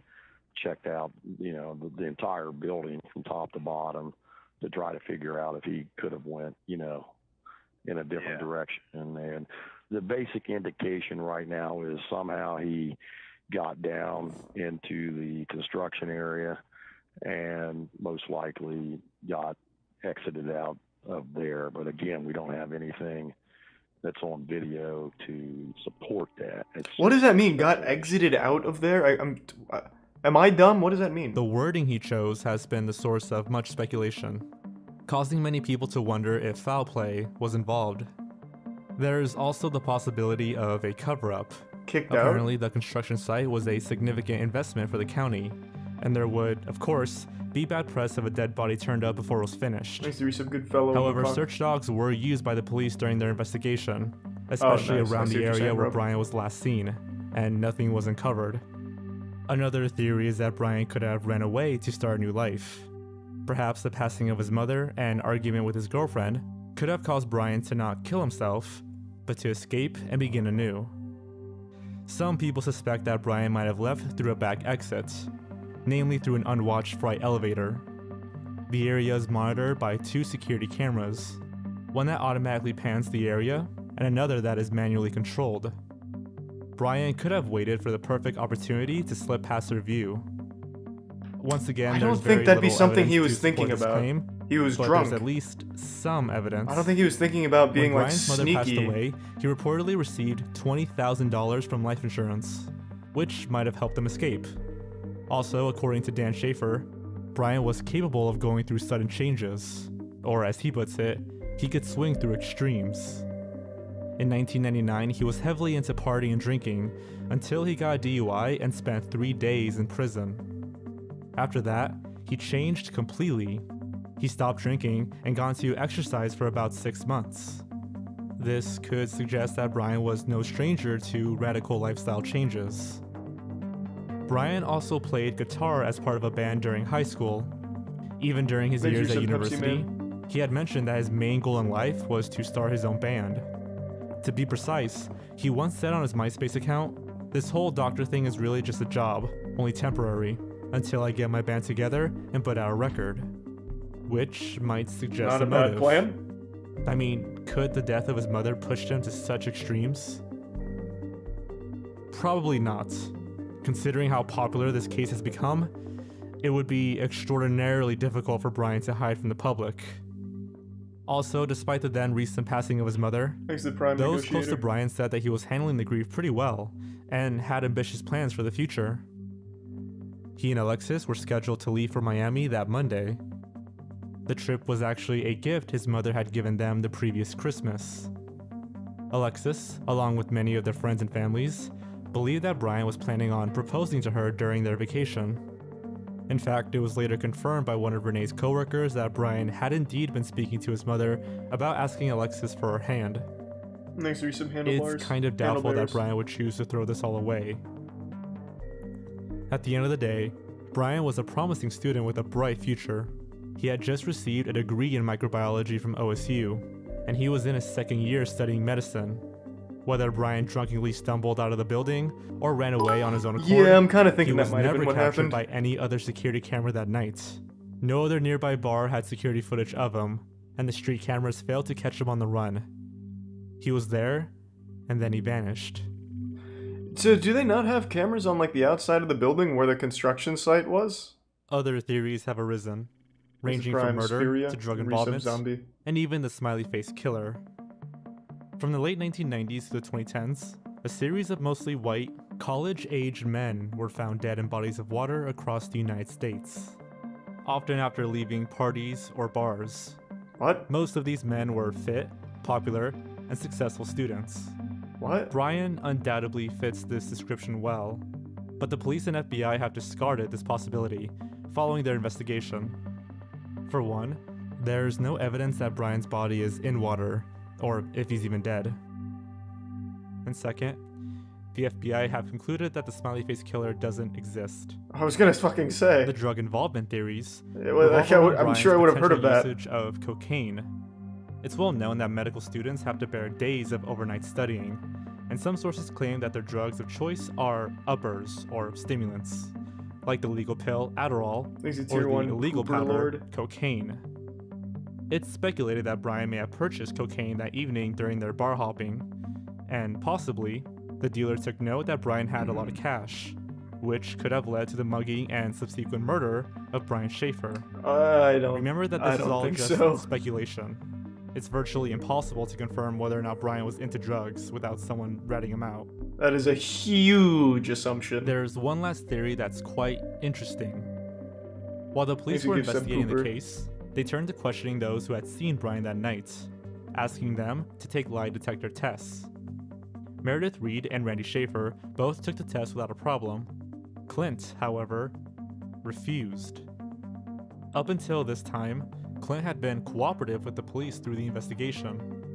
However, when asked to take a lie detector test, he quickly got a lawyer, and from that point on, refused to participate any further in the search for Brian. That's weird. According to his attorney, Neil Rosenberg, Clint did not take the lie detector test because he had already told officers everything he knew, and didn't see the value of having to do it all over again. It should come as no surprise that this is extremely suspicious behavior from Clint. Thanks to the prime parallel. Furthermore, Clint is the only person to claim that Brian did, in fact, return to the bar, yet no one else has been able to corroborate his memory. Many of the people close to Brian, including his family, don't trust Clint. As soon as the detectives started getting involved, that's when he pretty much had no contact with anybody, said Derek, Brian's brother. I've always thought he definitely knows something. Just won't come forward with it. If Brian did take off somewhere, if that is the case, we just always had a strong feeling that Clint would possibly know that. Alexis Wagner agrees with Derek. She also believes that Clint has withheld information. However, she believes that Brian died and did not run off. I can't imagine he would have just done that, she said. Well, can we ask Clint a little nicer, maybe? 2 years after Brian's disappearance, surely there's a way to... His father, Randy, passed away to get that from info. what could be considered a freak accident. On September 2008, Randy was at his home in central Ohio, clearing debris during a heavy windstorm, when a branch from a nearby tree broke and fell upon him, killing him. Holy shit. The next day, the neighbors found his body and called the police. When Randy passed away, his obituary was posted online, along with a condolence book. It was around this time that a new lead would emerge. Someone made a post on the condolence book as if it were coming from Brian himself, and the message stated a location, the U.S. Virgin Islands. At first, it gave new hope that Brian might still be alive. Sub Hooper and resub Taka. However, police were able to trace the online message. Looking forward to it. See you on Monday, man. They determined that it was a hoax. Yep. As it had been posted from a computer accessible to the public in Franklin County, Ohio, not the U.S. Virgin Islands. Although the message was a hoax, it has been mentioned that the Columbus police still believe Brian to be alive. Clint's attorney, Neil Rosenberg, intimated this. Rosenberg had been writing to a private investigator named Don Corbett, Tier 1 breaks in, who volunteered his time to help the Schaefer family find Brian. They spoke of Clint's refusal to take a lie detector test. In April of 2009, the Ohio State student newspaper, The Lantern, even published an article regarding the exchange between Rosenberg and Corbett. If Brian is alive, which is what I'm led to believe after speaking with the detective involved, then it is Brian, and not Clint, who is causing his family pain and hardship, Rosenberg wrote. Brian should come forward and end this. Thanks to resub Jabroni. The bits After pickle. so many years, Alexis is now numb to emotions regarding Brian's case. Yet she still wonders about what happened that night. In 2009, she married a man named Eric, a contractor who was building her parents' new home. They now live in Toledo with their children. Nice! Congrats. As for Derek Schaefer, Brian's brother and the last remaining member of his immediate family, he states, I've thought about that night over and over and over for 10 years. What if I had been there that night? Would things have been different? Would my brother still be here? I've carried that guilt around for a while. Derek's wife, Marin, also shares her curiosity about what could have happened to Brian. We never could have believed then that 10 years later, we still don't know what happened to Brian. It's been so hard watching Derek go through this, but we had to get back into our normal lives. Derek and Marin now live in Canal Winchester with their son. Finally, as for Brian, his case remains a mystery. Did someone murder the 27-year-old? Doubt or it. did he run away? Maybe. Did he kill himself, or No. is he still alive? Yeah. In 2016, when asked these questions, Detective John Hurst had this to say. Is Brian alive? There is a possibility he is alive, but if you look at the probabilities that he isn't alive, those are just as great. Samuel. Was he murdered? There is nothing we have been able to recover that shows he succumbed to foul play. So again, the probability of that isn't as great as he just walked away. Did he take his own life? Most people who commit suicide want to be found. I would say that is probably in the lower category. The answers that everyone wants, everyone needs. Probably can't watch that one, Pepin. I don't know if we will ever have them. Alright, looks like I'll have to solve the case. I think what happened... So he's drunk. We need to remember that. I've been drunk. I've wandered around drunk plenty of times before. I think he probably slipped out into, like, the back area, probably ended up in the construction site, and that's probably where he still lays. I absolutely think that's probably what happened. And I think Clint didn't want to do the lie detector test is because maybe they did do drugs that night, and he would worry that he'd get in trouble for drugs. I know a lot of people worry about that kind of shit when those kind of things come forward. Lie detectors are dog shit anyway. But that'd be like the chief concern for not wanting to. Alright, let's run it.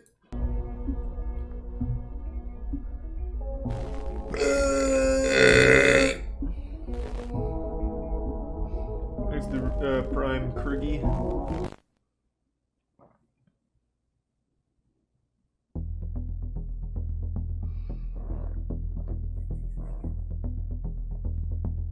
They say that nothing on the internet is ever truly gone.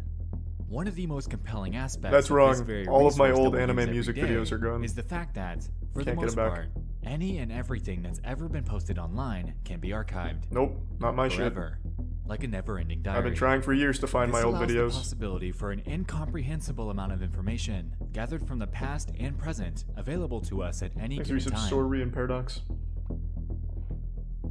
Over on Reddit, a lot of strange, disturbing, and even depressing things have played out over the years. Thank you, Canada leaving Matt. us Appreciate with the 5 tons gift of subs. stories and events to dig through. Within this vast sea of archives, though, is one that really hit home for me back when it happened, as it, in real time, merged the realms of the internet and reality, ultimately leaving people absolutely baffled at the resolution. I'll be the judge of that. Because tonight, we're going to head back in time to 2016 to explore the incredibly bizarre and heartbreaking story of a Redditor by the name of Jason in Hell. Jason in Hell. That's pretty extreme. On the late evening of October 28th of 2016, a Redditor named Jason in Hell would make a sudden post to the relationship advice subreddit. Seeking counsel regarding a cheating situation that played out between his wife and neighbor, his post is titled, "I'm having a hard time coping with my wife having cheated on me with our neighbor." Damn, she cheated with a 51-year-old dude? Immense detail. He must be his slinging experience catching meat. his wife cheating on him over a year prior. At the time, though, little did everyone know that this would be the spearhead of the absolute turmoil that he and his family would soon begin to endure. Hey, thanks. God damn, Carstark. Thank you. Appreciate the bits. So, quick side note before we move on. I did a story narration back in my Redditor Maybe I Escapes can't the watch Cult that video, shadow. and you guys seem to like it. For this one, we're going to lay things out largely the same way. We'll go through Prime Party. Jason's full story before diving into the aftermath of how things turned out. The original post is about an 8-minute read, so if you'd like to grab a snack or drink before we get into it, Oh, Jesus, now would okay. be the time. I was hoping for just the cliff notes, but that's okay. Fuck it, we're already here. I'll let it ride. I'm having a hard time coping with my wife having cheated on me with her neighbor. It has been 476 days since I confronted her about it. How do I know? Because every time I catch myself thinking about it, I tell myself, it's only been X days. Maybe you won't think about it tomorrow. That sounds highly unlikely. So He's to go not an back to the anime beginning, character. I had No one just does taken on that. a new project and new responsibilities at work. I was working a lot of hours, 60 plus per week, and was noticeably stressed. It was in May of 2015 that I noticed that she had a password on her phone. When confronted about it, she told me it was just because she was planning my Father's Day present and didn't want me to ruin the surprise. About a week later, she came to me and told me that she felt guilty keeping a big secret from me and told me that she was having our neighbor, a contractor, build a home office for me as my present. It struck me as odd, as in our 6 years together she's never said she felt guilty about anything and always insists that she never regrets anything in her life. Time goes on, her phone is still password protected, and things don't feel right. I see her using her phone and smiling to herself more and more often, but when I ask her what she's doing, she says nothing and puts her phone away. So one morning, I wait for her to get in the shower, and I grab her phone before it requires the password. I go through her messages and find that she's texting the neighbor. I'm all covered in frosting. What? You want to lick it off? What is this, porn? Like, what are you talking? There's no fucking way this is real. What? Why is everyone saying this is real? Who? So was she actually covered in frosting? Like, what the fuck are you talking about? Raided a kid's birthday party and fell and flopped around in the cake? I highly doubt this is real. The guy starts by saying, it's been 476 days since I found this. I know because I've counted every day. Telling myself I'll forget about it tomorrow or whatever. That does not sound real at all. I'll let it ride, but this is very fishy at best. There were no other messages to the neighbor, but I found out later that was because she had set up her phone to delete messages after a certain amount of time. I felt uncomfortable with it, but I knew she had a perverted sense of humor, and I thought she would never do anything to hurt me. More time goes by, and the neighbor is spending more and more time at our house, but the office is being completed slower and slower. I can't help but worry that something isn't right, so I start checking her location using Google Timeline. It was at this point that I realized that there are large gaps in her GPS history because she was turning off her phone's GPS. Jesus. Fast forward to July. So this guy's basically a stalker. The paranoia is driving me nuts, so I tell her that I need to install a new antivirus on her phone. While she has it unlocked for me, I install an anti-theft software so I can remotely turn the GPS back on and set up AT&T message backup and restore so I can read all of her text messages. Does a program like that even exist? That sounds like a convenient tool in like a bad CW movie. My 2 kids, so my wife for people that don't understand technology. The day to herself. I watch my wife's activity from work as she spends the day trying to meet up with a neighbor. That exists? But is unsuccessful because he's busy with another job site. That night, we get the kids back from my mom's house and we go to dinner with a neighbor, his girlfriend, and his son. My wife and his girlfriend are having a good time, drinking, laughing, and just joking around. His girlfriend mentions that she'd like to see Magic Mike. I say it's a good idea and I'll watch the kids so my wife and her can go. So my wife and her go, and the neighbor and I go back to my house so the kids can play video games together. Oh shit, he beats his ass. The kids are back in my son's room playing games, and the neighbor's sitting across from me on the other couch. It's at this point that my wife starts texting him. She's describing sex acts that she would like to perform with him, and he's reciprocating. She tells him to check his Snapchat, and at the same time, I get a Snapchat from her too, and it's her fingering herself in a bathroom stall. They keep is he married to fucking Susie Squirts a lot? Like who does that? So in my head, what? I already planned to pretend to leave and circle back to catch them, but then they tell each other they love each other, and it's all I can do not to leap off the couch and knock him out. But I contain myself and continue reading the conversation unfolding in front of me. Then he tells her, "You're my girl now," to which she replies, "Always have been," ending with him writing, "And always will be." This is fanfic. This is literally fucking fanfic. Holy shit. My wife and the neighbor's girlfriend return from the movie, and I ask them politely to sit down. I then ask the kids to stay in my son's room and shut the door. I return to the living room and confront my wife and the neighbor. I say, "So you two love each other, I really huh?" appreciate the huge and bits. my wife I'm goes glad you into had fun full-blown tonight. denial mode, and the neighbor's girlfriend starts smacking him. I ask my wife if she's been texting him. She says no, so I show her the text messages. She admits to it but says it was the first time that it went that far. I ask my wife if she sent him pictures. She says no, so I show her the picture, and she admits it but says it was the first time. I ask her if she's having sex with him, and she says no. Because I didn't want to catch them having sex together, I didn't have evidence to prove her wrong, so that one stayed unresolved. I tell her that I'm leaving her, and she tells me that she'll make sure that I never see my kids again if I do. She planned on using the fact that I had attempted suicide in high school to prove me unfit to have children. She continues to say that it was my fault for being so busy with work and stressed out that she just wanted someone she could talk to. Then she gives me an ultimatum to decide what I'm going to do, or she'll decide for me. The neighbor's girlfriend starts defending the two of them, saying that it couldn't have been that serious if they weren't having sex, and that my wife and I are too perfect together to let this break us up. The neighbors go home, and my wife and I okay, yeah, that sounds like something normal that happens. We go to bed separately, having not resolved anything. We keep going back and forth on the subject all weekend, and finally settle on we were going to separate temporarily while we figure out what we want. I was going to stay in the house, and she was going to take the kids and go to her mom's house. That Monday I go to work, and I get a text from her in the middle of a meeting with my bosses, stating that she had explained things to our kids, but they were upset, and I needed to explain things to them also. I get home from work to find my kids crying. She had told them that mommy had to move out because dad was mad at her. When my son wanted to stay with me, she told him that he can't. Oh, it's getting real dark. My son put it together that if mommy has to move out because I'm mad at her, and he must move out, then I must have been mad at him too. My daughter was crying because my son was, but I don't think that she was old enough to understand what was happening. It was at this moment I realized that she was going to drag the kids through hell if I left her, so I swallowed my feelings and begged her to stay. She agreed and insisted that I apologize to our neighbor since we were still going to need to hang out with him because our sons are good friends. Thanks for some water. I hate it, but I do it anyway. We still hang out with them from time to time, and they come to our various birthday and holiday parties, but I'd do anything for my kids, and I behave civil every time. Things died down for a while. I still think about it constantly. I worry how I can keep from making her so unhappy that she cheats on me again. Then, almost a year after the original incident, around Father's Day again, she sends him pictures again. She claims that it was an accident and that she meant to send them to me instead. I don't fully believe her, but I move on anyway. Thanks, the resub, Prater. Things have been quiet on that front for about 4 months now, but I still think about it constantly.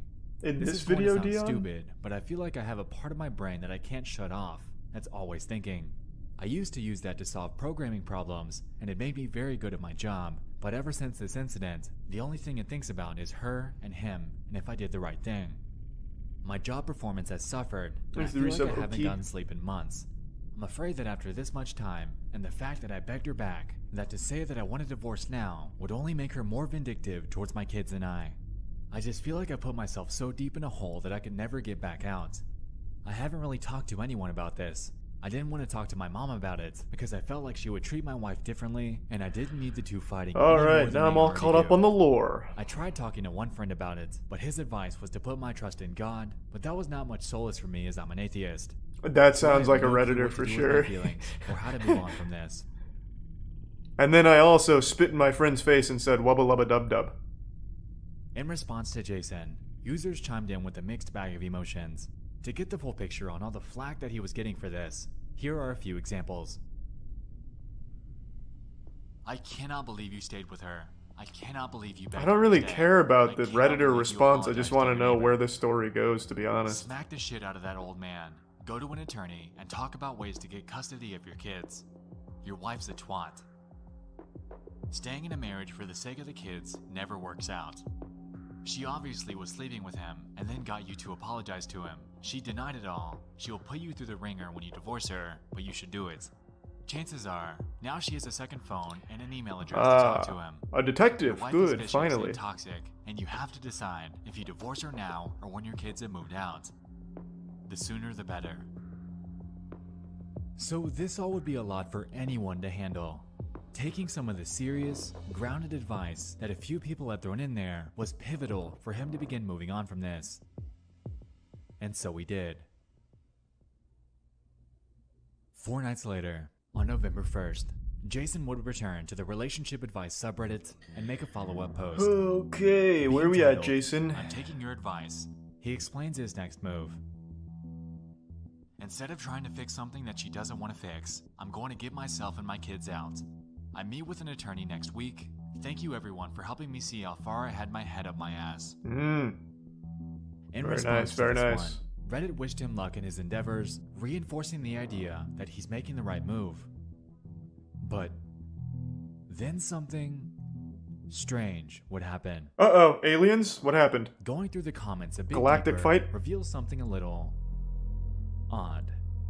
Like we said, Yes, people were commending him on his decision, but about a week later, people began jumping back into the post, linking a news article that seemed to align with this situation with striking accuracy.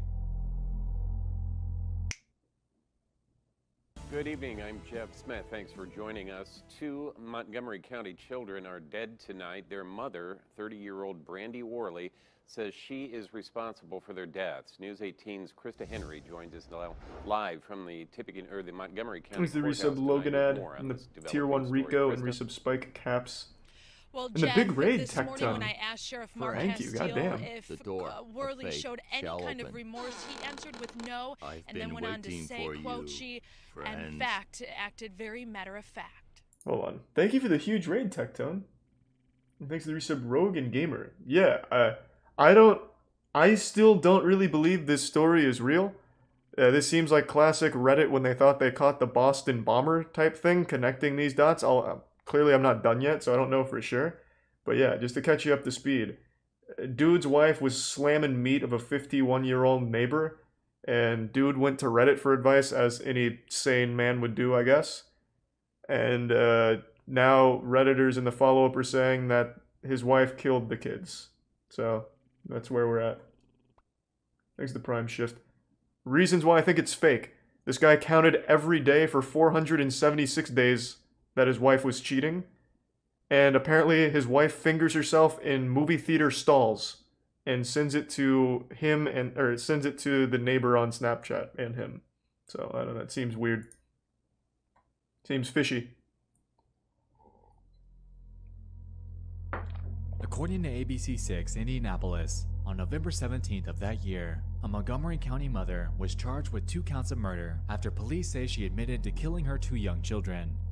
According to the probable cause affidavits, Brandy Worley told police that her husband was divorcing her, and I did not want him taking them, so I stabbed them. The children's father, Jason Worley, was sleeping in the basement at the time of the crime. Jesus, why the basement? According to court documents, Jason had filed for divorce on Wednesday, citing an irretrievable breakdown in the marriage as the reason for the divorce. Now, this definitely carries tons of parallels to the original story. Here, we have a woman named Brandy Worley who, in cold blood, murdered her children, citing the fact that she didn't want Jason taking them as her motive. On the other hand, on Reddit, we have this story by this Jason and Hell guy, who has the same first name, might I add, about his unnamed wife being unfaithful and how he just filed for divorce. And lastly, in his original story, he relayed the fact that his wife claimed that he'll never see the kids again if the two split. Back when this was unfolding, people were speculating that this might be the same guy. Tons of signs were pointing to this, but most were simply trying to maintain that tiny sliver of skepticism. That was until November 21st, when Jason would return to do one last follow-up, essentially confirming everyone's preconceptions. Thank you. I would like to give a heartfelt and sincere thank you for the advice and support I've received here. No one could have foreseen the tragedy that resulted from me filing for divorce. You guys perform a wonderful service to those in need, and I hope you continue to do so in the future. Below this, he attached a link to the same news article outlining the situation. And it was at this moment that everyone realized just how real this entire thing actually was. Yeah. Anyway, Brandy was the one that stoically reported this to the authorities. That sounds like a totally reasonable post for a father going through grief saying thank you and linking the death of his children so casually. Montgomery County 911, where's your emergency? 203 South Madison Street. In what town? Darlington. Hey, what's going on there? I just stabbed myself and I killed my 2 children. You stabbed yourself and killed your 2 children? Thanks a good sub, Tony. Okay, and what's your name? Brandy Worley. Brandy what? Worley. Okay. How do you spell your last name? W-O-R-L-E-Y. And where are the children at? In my daughter's No. All of this is real. I'm saying the Reddit post being this couple is what I'm questioning. I'm not done yet, so maybe I'll be convinced here in 4 minutes. My husband wanted a divorce and wanted to take my kid. I won't let him find my kid. Okay, and how old are your children? 7 and 3. 10 and 3? 7. 7 and 3? Mm-hmm. Okay. And where did you stab yourself at? In the neck. Okay, are you bleeding? Yeah, there's blood everywhere. He's the bitch Okay, where are lavender. you at? In my living room. You're in your living room? Mm-hmm.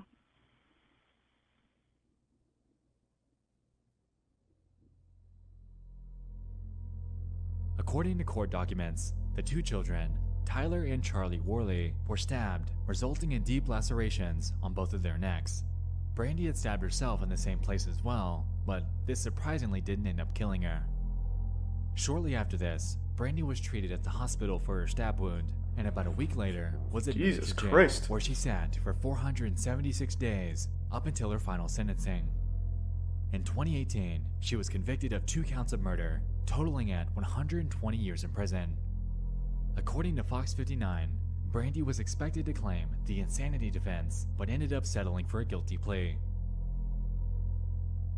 She appeared to be just as unremorseful as she did in the 911 call. In the prime. She spoke in a very matter-of-fact manner when describing her crime. It was heart-wrenching to hear her speak as she did. All I want, and have ever wanted, was to have her out of sight and mind so I could move forward from this horror.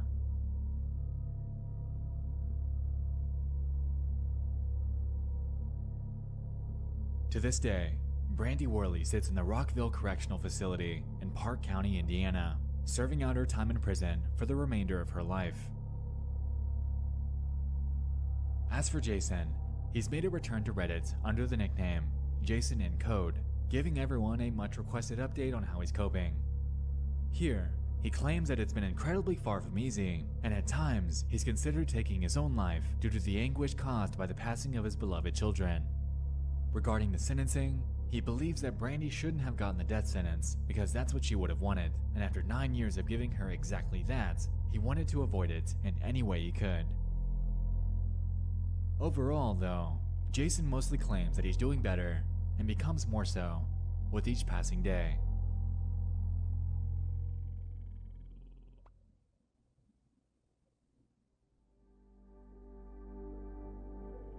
If I can impart you on something that I have learned through all of this, it's that you should always take the time to be with the ones you love.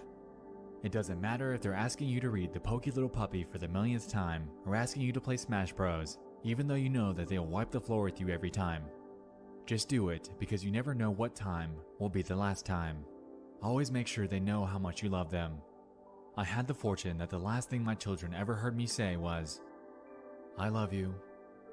Good night. I'll see you in the morning." Yeah, maybe it is real. Or that Jason in Hell, whoever made it, thanks so much capitalized off see you in the next one. Story. I love you all. For internet points. Kind of like those people who make Twitter accounts during a tragedy to try and get points and GoFundMes.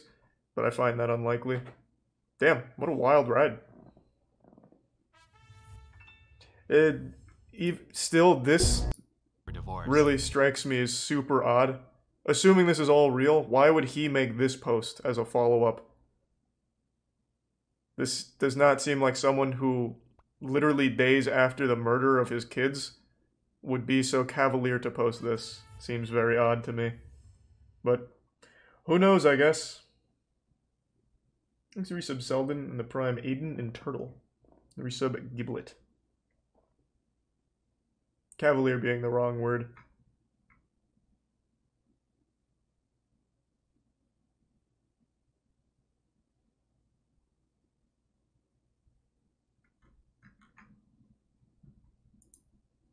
Yeah, could be fake, probably real though. Reddit karma is like the least, like on the food chain of social points, it's literally the lowest. Nobody is Reddit famous. I guarantee maybe 5 people can tell me who has the most karma on all of Reddit because no one gives a fuck. So I don't think someone would farm karma like that.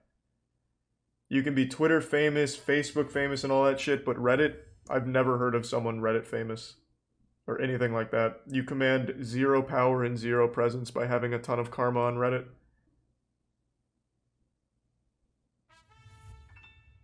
Seen that one actually, Wicked. And thanks to the resub Super. So it's probably real then. Fucking wild story. Deep fucking Value isn't famous for Reddit. He's famous for that entire GME movement. Which started on Reddit, I suppose, so you could argue it. But it's not like he was just a Reddit commenter. Like he wasn't a Reddit karma farmer. He was a Redditor who did something fucking crazy, which caught on and blew up.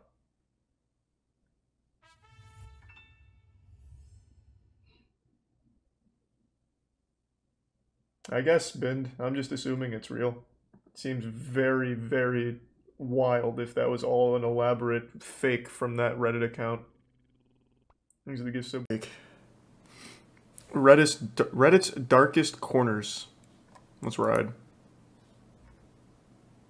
Hey guys, welcome back to another video. I have a lot of announcements, so I'm gonna try to make this very quick. The first announcement is 600,000 subscribers. The last video, this channel's popping off. 500,000. As of filming this video, we are at 622,000 subscribers. And honestly, thank you guys. Thank you to all the newcomers that are coming from Critical's channel. First of all, Charlie, thank you so much. I know I told you thank you in DMs, and by the way, guys, the fact that I spoke to he's Critical, such a like, sweetheart. Unironically, he's such a sweetheart. But I feel like I'm saying something I would like to repeat. So thank you to all the newcomers. Also, there was no like cinematic intro for this video because the channel intro editor known as Charge is actually he's actually editing the music video that's gonna be out soon. That's right. Cherry Soda. He seems like a nice guy. He is. Single, which I'm sure all of you guys are gonna like, even if you don't listen to Hyperpop. I'm sure you're all gonna like it. That's how confident I am. We do not have an official release date, but the video will premiere here on my channel live. Yes, I'll be in the chat. I'm literally gonna ping everyone on Discord and fuck, man, that horse is really like hurt my head. So it's gonna be a live event. I'm thinking 6 p.m. PST. So convert that over to whatever your time zone you're in.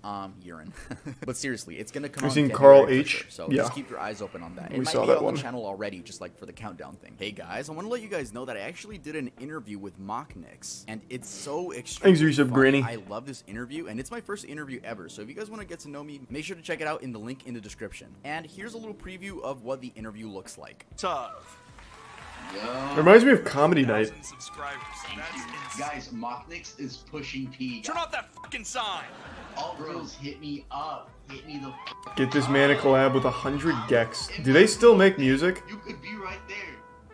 100 Gex is Piss Baby, right? Corners. In this video, we will be covering specific subreddits and users that can be described as strange, disturbing, odd. And I know what you guys are thinking. Dude, all of Reddit is like disgusting. What are you talking about? I know it is. I know it is. But let's just go even deeper than the surface. This video will be a little You don't want to go deeper than the surface on Reddit. To help me out on certain topics. I want to give a big shout out to Juno over on the Tub Discord for Thanks for some Granny and this idea. Hero. Juno gave me the idea. That's what I'm trying to say. If you guys have video ideas that you want me to cover, make sure to go leave it in the video ideas channel over on the Discord. I'm not gonna lie, literally like 9 out of 10 of them are horrible. I go on that channel. Dude, I remember someone requested me to talk about Harry Styles. Like, what do you want me to say? The dark side of Harry Styles. Like, no. Harry Styles has probably got some fucked up shit in his past. People say my intros are long. Okay, if they're long, literally skip to where the video starts. That's why I leave chapters in my videos, okay? So, does he? Skip, I don't care. Anyway, let's get started with the video. Oh, that's cute. r/Jizzy Cards. Jizzy Cards. 37 members. Oh boy, we're starting off strong with this one. Okay, r/Jizzy Cards. If you had to take a guess of what that even meant, go ahead, take a guess.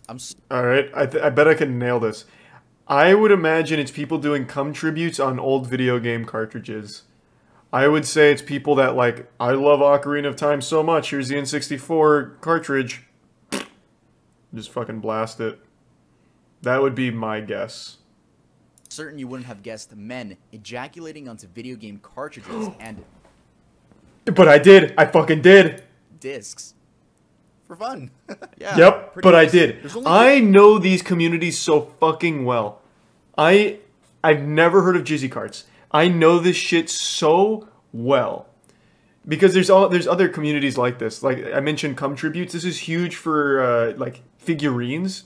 It's like U2's. U2's has their own cum tribute community where people will get U2's of their favorite YouTuber or whatever and they'll literally just cum on it. They'll put it in jars and shit. Yeah, it's huge. It's fucking huge. So I knew right away Jizzy carts had to be video game related. I bet most people go to like shopping carts or something have come, but I fucking knew. I knew exactly where this was gonna go. Thanks to the anonymous 5 gift subs, man. And the 10 gift subs, huge ass Marcus.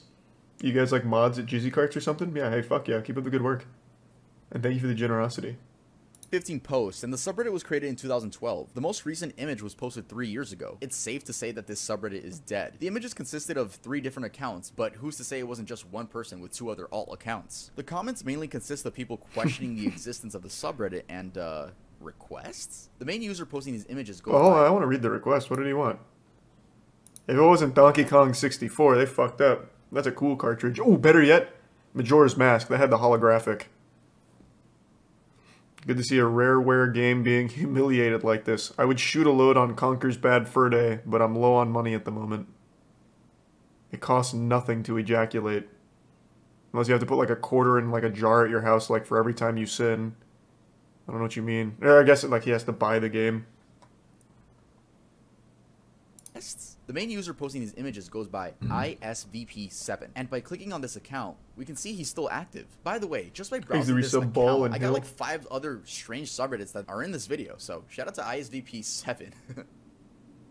User snapped fingers. All credit to Eudoxia Mysteries video on this. He made a 25-minute detailed Makes video. it a bit soulless in the prime Skelly. He's almost at 100,000 subscribers, and honestly, he deserves a lot more. So make sure to subscribe to Eudoxia Mysteries. Anyway, this is a case of a missing or dead Redditor. I obviously can't cover everything in this video because I'm covering these things in a very broad manner just because it's a list video. This story begins with the user claiming that they can see things that aren't actually there, like paranormal things, and that they were told by experts on Discord that they have to make a sacrifice. Experts on Discord, huh? In order for the interdimensional beings to leave them alone. Discord experts? Like... That's what I said. The things they describe. That's definitely a red flag. Dark figures of humans, adults, and children, spiders, snakes, and more. They also explain that they are against medication and refuse to see a doctor. This story is very similar to that of Worthless 319, which we already covered on the channel, so make sure to watch that after this video. Eventually, Worthless 319 was the video we watched. It's about the Redditor who claimed he blew his cock off to save the world with a gun. I'm pretty sure it was all a hoax. I looked into it further after the stream. I'm almost 100% sure that was all just a big, like, ooh, so edgy kind of thing. The pictures weren't even of, like, a dick that had been shot by a gun. It was just more of, like, a really deformed, weird wiener. Like, I don't know how to describe it. But yeah, that was definitely not, like, a real thing. But the penectomy shit is real. There are people that do actually cut their cocks and all of that, but it wasn't that Redditor doing it. Snapped Fingers questions the reality of there being a hell portal in the Paris catacombs and explains that they're booking a flight to put an end to this. What are the Paris catacombs though? During the Gallo-Roman period, many cemeteries within the city limits had become filled to overflowing, resulting in unsanitary and unpleasant living conditions. The problem grew so much that by 1786, these cemeteries were being emptied for reasons of public safety, with the remains of about 6 million bodies requiring to be reburied. The only location with sufficient room to hold them were all the former mine tunnels 20 meters beneath the city. Thus, the former limestone mines. Someone got lost in the Paris catacombs and died. As the catacombs. So yeah, it's a I think there's like a YouTube video about it. Actually, go visit. Some of it is open to the public. You just gotta pay. So back to Snapped Fingers. Their last post on the account, which was 2 years ago, reads, "We'll be entering the catacombs in a few hours-ish," with another comment under it reading, "Also, I am very fast. I used to run track back when I was in junior high school. I can likely outrun any possessed people. I am excited to finally close this chapter of my life and shut that blasted portal off for good." Now, personally, I do think this person was suffering from schizophrenia. Or, I could be completely wrong. This could be someone just looking for attention. The thing with these Redditor stories... Most likely attention when on Reddit. We don't know. We don't really know. There is going to be one on the list where we do get an update. But for the most part, these are people that just never signed back into the account. r/coming on figurines. 35. That's what I was just fucking talking about. This is where they'll do like U2s, Marvel figurines, all kinds of shit. I was just talking about that. Yeah, this one's kind of popular. They go kind of wild. 9,000 members. I mean, pretty self-explainable. It's always been a thing to nut on figurines. I can't even say that one. Wow. It's always been a thing to nut on figurines, especially in jars. Shout out to that. Yeah. Shout out to the My Little Pony jar. No idea why, but something interesting I found back about in the this Brony subreddit era. Is that the owner God has rest a their soul. Patreon where you can enter for, quote, figurine giveaways. Yeah. There's 28 patrons paying monthly to get exclusive pictures and videos of a man nutting on anime figurines. Yo, he's probably got a great collection. Wow. Honestly, I just want to get all through They're probably not there for the nut or for the collection. Let's head on over to the next one. r/inbreeding, 25.5 thousand members. When just fucking your family isn't enough. Their description reads, subreddit for posts about adult inbreeding, real or fantasy, porn or stories, AMA questions and answers. Jesus Christ. It's inbreeding related. This is tier 1 play it Personal safe. experiences are encouraged and supported. The posts consist of a lot of people's stories, and honestly, I can't tell if they're real or just fantasy. When loading up the subreddit, we can see that this community is quarantined. When a subreddit is quarantined, it means that it's dedicated to shocking or highly offensive content, and you must be logged in order to access it. So basically like a shadow ban. And here's a strange comment I found. Well, the whole subreddit is more than strange, but again, I don't know if these people are telling the truth or just having some crazy fantasy roleplay. Congrats, that's awesome. My mom and I are currently both pregnant with my dad's babies, and that's awesome. Here's another comment that I found, and it comes from the perspective of a daughter that's dating her father. My current status is mostly a girlfriend, but he still sees me as a daughter often. I'll get scolded if I'm not careful enough, and sometimes that's a turn off for me. Lol. Rarely he uses the phrase, because I'm your father, Christy, and we end up fighting. Fortunately for me, he's very sweet and caring, and he knows me very well, and he even hates the thought of hurting me, so he always makes up with me the same day. Alright. Cum tagging, 2,000 members. But yeah, this was just the guys splurging on objects. Men splurging on objects. I mean, that's it. There's nothing more to explain to that. We have public trash cans, airport toilet paper holders, campus bathrooms. I actually... Yeah. So, I don't know about cum tagging, but I do know there was a... I don't want to give too much away about the guy. I've talked about it before. We've talked about it before on the podcast. We used to have this thing where we talk to people from the Patreon podcast, and one of the people that was a regular is a U.S. soldier, and he was on a submarine. He was on one of the nuclear subs, so in between his tours, he'd come on to the hangout with us, and he'd always tell us this story, like the stories about like the people on the subs to pass time will literally just like come on things in the sub. I don't know how real that is, or if it was just like his degenerate crew or whatever, but it's apparently like super common, at least on that vessel, because he would talk about it like pretty much every time he came back. Do we have any other like submarine boys in here that can confirm or deny? What episode? No, it was like just hangouts where we just talked to people. It was a while ago. We haven't done that in a couple of years now. Thanks, Resub Chewy. I heard living on those is fucking horrible. Oh, it sounds absolutely miserable. Yeah, it sounds true. I can't imagine a worse career than being on a submarine. You can't leave it, you're confined to such tight space, and apparently all your friends are just ejaculating on everything. Sounds terrible.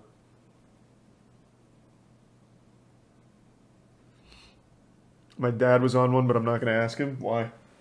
Just hit him with that, hey, Pop, you ever come on the sub?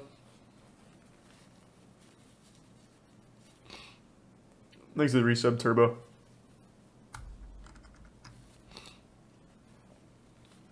Sounds like the average frat house. Well, the way he described it sounded like everything a frat, like the worst parts of a frat house at the worst possible place. Seemed miserable. But yeah, apparently that's pretty common there. According to one guy that we talked to. That was the only guy we knew like that ever worked on subs. All the other veterans were usually in like, I don't know, like the Marines or something, sometimes Air Force. Just continuing the list of wholesome subreddits on this list. Ew. That's so gross. Women hating subreddits. Thanks to give some cheese. It's not women hating the subreddits, but it's women hate. Men that hate women. I found a lot of subreddits that are now archived. They don't exist anymore, right? But we have r/beating women. We have r/r-wording women. Jesus Christ. Hate women. We have r/just r-word. I'm not gonna go through what. I mean, you guys can imagine. Yeah, I can pretty much take a guess. Or I hate them. I want to do this to them. I want to R-word. Like, I found an archive of the R-wording women one. I mean, just look at the suggestions. Oh my god, what the fuck is this? There's a thing on Reddit where like almost every sub has the same moderators. I wonder if they were mods on here. I imagine at least one or two of them were. There's only like 100 mods on all of Reddit, and they happen to mod every other subreddit on that fucking site. Like, there's some mods that are literally a power mod of 100 other different subreddits. Like, Reddit was a crazy place back then, and still is, but it was just a lot less monitored. r/iBletch, 228,000 members. iBletch is one of the more popular ones on this subreddit, especially if you're into gore and just disturbing things in general. I wouldn't use the word mainstream because we're going to talk about another subreddit that has like millions of members, but definitely more popular. It's ironic that this is one of the more popular ones because you can argue it has the worst stuff imaginable. r/iBletch became one of the main subreddits to visit for gore, especially when r/gore and r/watch people die. Oh, I actually remember when they did that. Why isn't this one taken down? According to some users, this subreddit is completely banned in some countries. However, I do not know which ones. Yeah, I have nothing more to add to this. I don't know what else to say about it. It's pretty gross though, so you know, a little warning if you guys want to head over there. Was that first one Tub Girl? I didn't read it. Pissers Gone Wild. 1.2 thousand members. We fuck shit up. This community is for the dedicated sink pissers who want to take their game to the next level. Fuck yeah, finally. 2019. This is a subreddit dedicated to people peeing in sinks. Finally, my kind of people. Is pointless at this point. We're my brethren. Reddit. Peeing in your sink, weird, but okay. I mean, you're not harming anyone, right? But these people go out of their way to sometimes pee in public sinks or their friends' bathrooms. Yeah, it's a thing to walk into your local retail store or a neighbor's house, a friend's house, walk into the bathroom, and record yourself peeing in their sink, hoping that no one walks in, with captions like, fuck it, not my sink, cleaning out the neighbor's sink, and always better in a public sink. I think it's safe to say that the members of this server are not in the right headspace. And I'm sure some of them are gonna watch this. My videos get very popular now, and if I'm offending any of you, I'm sorry. I don't want any of you to fucking pull up to my house and start peeing in my sink. True, you don't want to fuck with the sink pissers. It's not like I have a piss kink or anything. I don't. I mean, imagine going to a friend's house and then thinking, oh boy, I can't wait to take a piss in their sink and record it for I'm sure everyone's pissed in a sink at least once in their life. Like, let's not mince words. Make sure to leave a like, and if you're not subscribed, make sure to subscribe. We've all been 2 or 3 Bud Lights deep, 19 years old, and an extremely sad story. It's a little wacky. Last words. His account has since been deleted, but I'll be using screenshots that I found from a YouTube video, so all my sources will be linked down in the description. This user would make extremely depressing posts on multiple subreddits. I'll read some so you guys get the idea of what this person was battling. I'm just struggling to understand the meaning behind enjoying life. If it's just gonna end at some point, either abruptly with no warning, young, or slowly and humiliatingly with old age. What is a hug supposed to feel like? I'm genuinely considering just for the small chance that it will allow me to start life over. Further on, he goes to explain that he has a facial deformity due to his mother smoking while he was in her stomach, so while she was pregnant. He describes regretting pursuing engineering and is really going to go through with taking his own life. Then we get this that's sad. I lose. I am 25 years old. I have a degree. I have been actively searching for a job for half a year now, getting absolutely nowhere. I am a virgin despite efforts to not be one. I am poor. I live in the cheapest student dormitory in the city. All my flatmates are filthy and I don't feel comfortable in my own home. I may get kicked out any day at short notice once they discover I'm not a student anymore. I have no friends. My family has excommunicated me. I am born with a malformed face. This isn't exaggeration or drama. My medical records describe me as malformed. I am this one's just sad and will never be looked at with affection. I am r/oh come on, 63.1 thousand members. 63.1 thousand, that's actually a lot. There's a lot of humans that have joined this subreddit. They describe themselves as a place to challenge others to come in unusual places, ways, and circumstances. You know what? I'm not gonna describe any. I'm gonna describe one. Sorry, guys. This one is it's called the Oreo video. I've never heard of Come On. It's gonna be stuck in my brain forever, and it's even hard to repeat what happened. But I'm gonna do it for you guys. One, because it's funny. 2, that's it. It's just funny. So there's this video where this guy, I'm gonna use the word splurge, okay? I'm not gonna, yeah. So this guy, you know, Oreo, the word is usually splooge. Is splurge the new one? This guy like takes off the cream, right? And then splurges where the cream should be, puts the fucking Oreo on top, you know, makes the cookie again with the splurge like leaking out and shit, and fucking eats it on video, dude. Yeah, that's hardcore. He doesn't eat it on video, but like you could tell he's munching on it, right? That's Chris Chan shit. And I already know some of you guys are going to That's gourmet. If you guys watch my channel, I know you guys are going to go look it up. At least give me the watch time. Like always, give me the watch time and then go give yourself a little bit of trauma. That one's called the Oreo video. Not officially named that, but I'm naming it the Oreo video.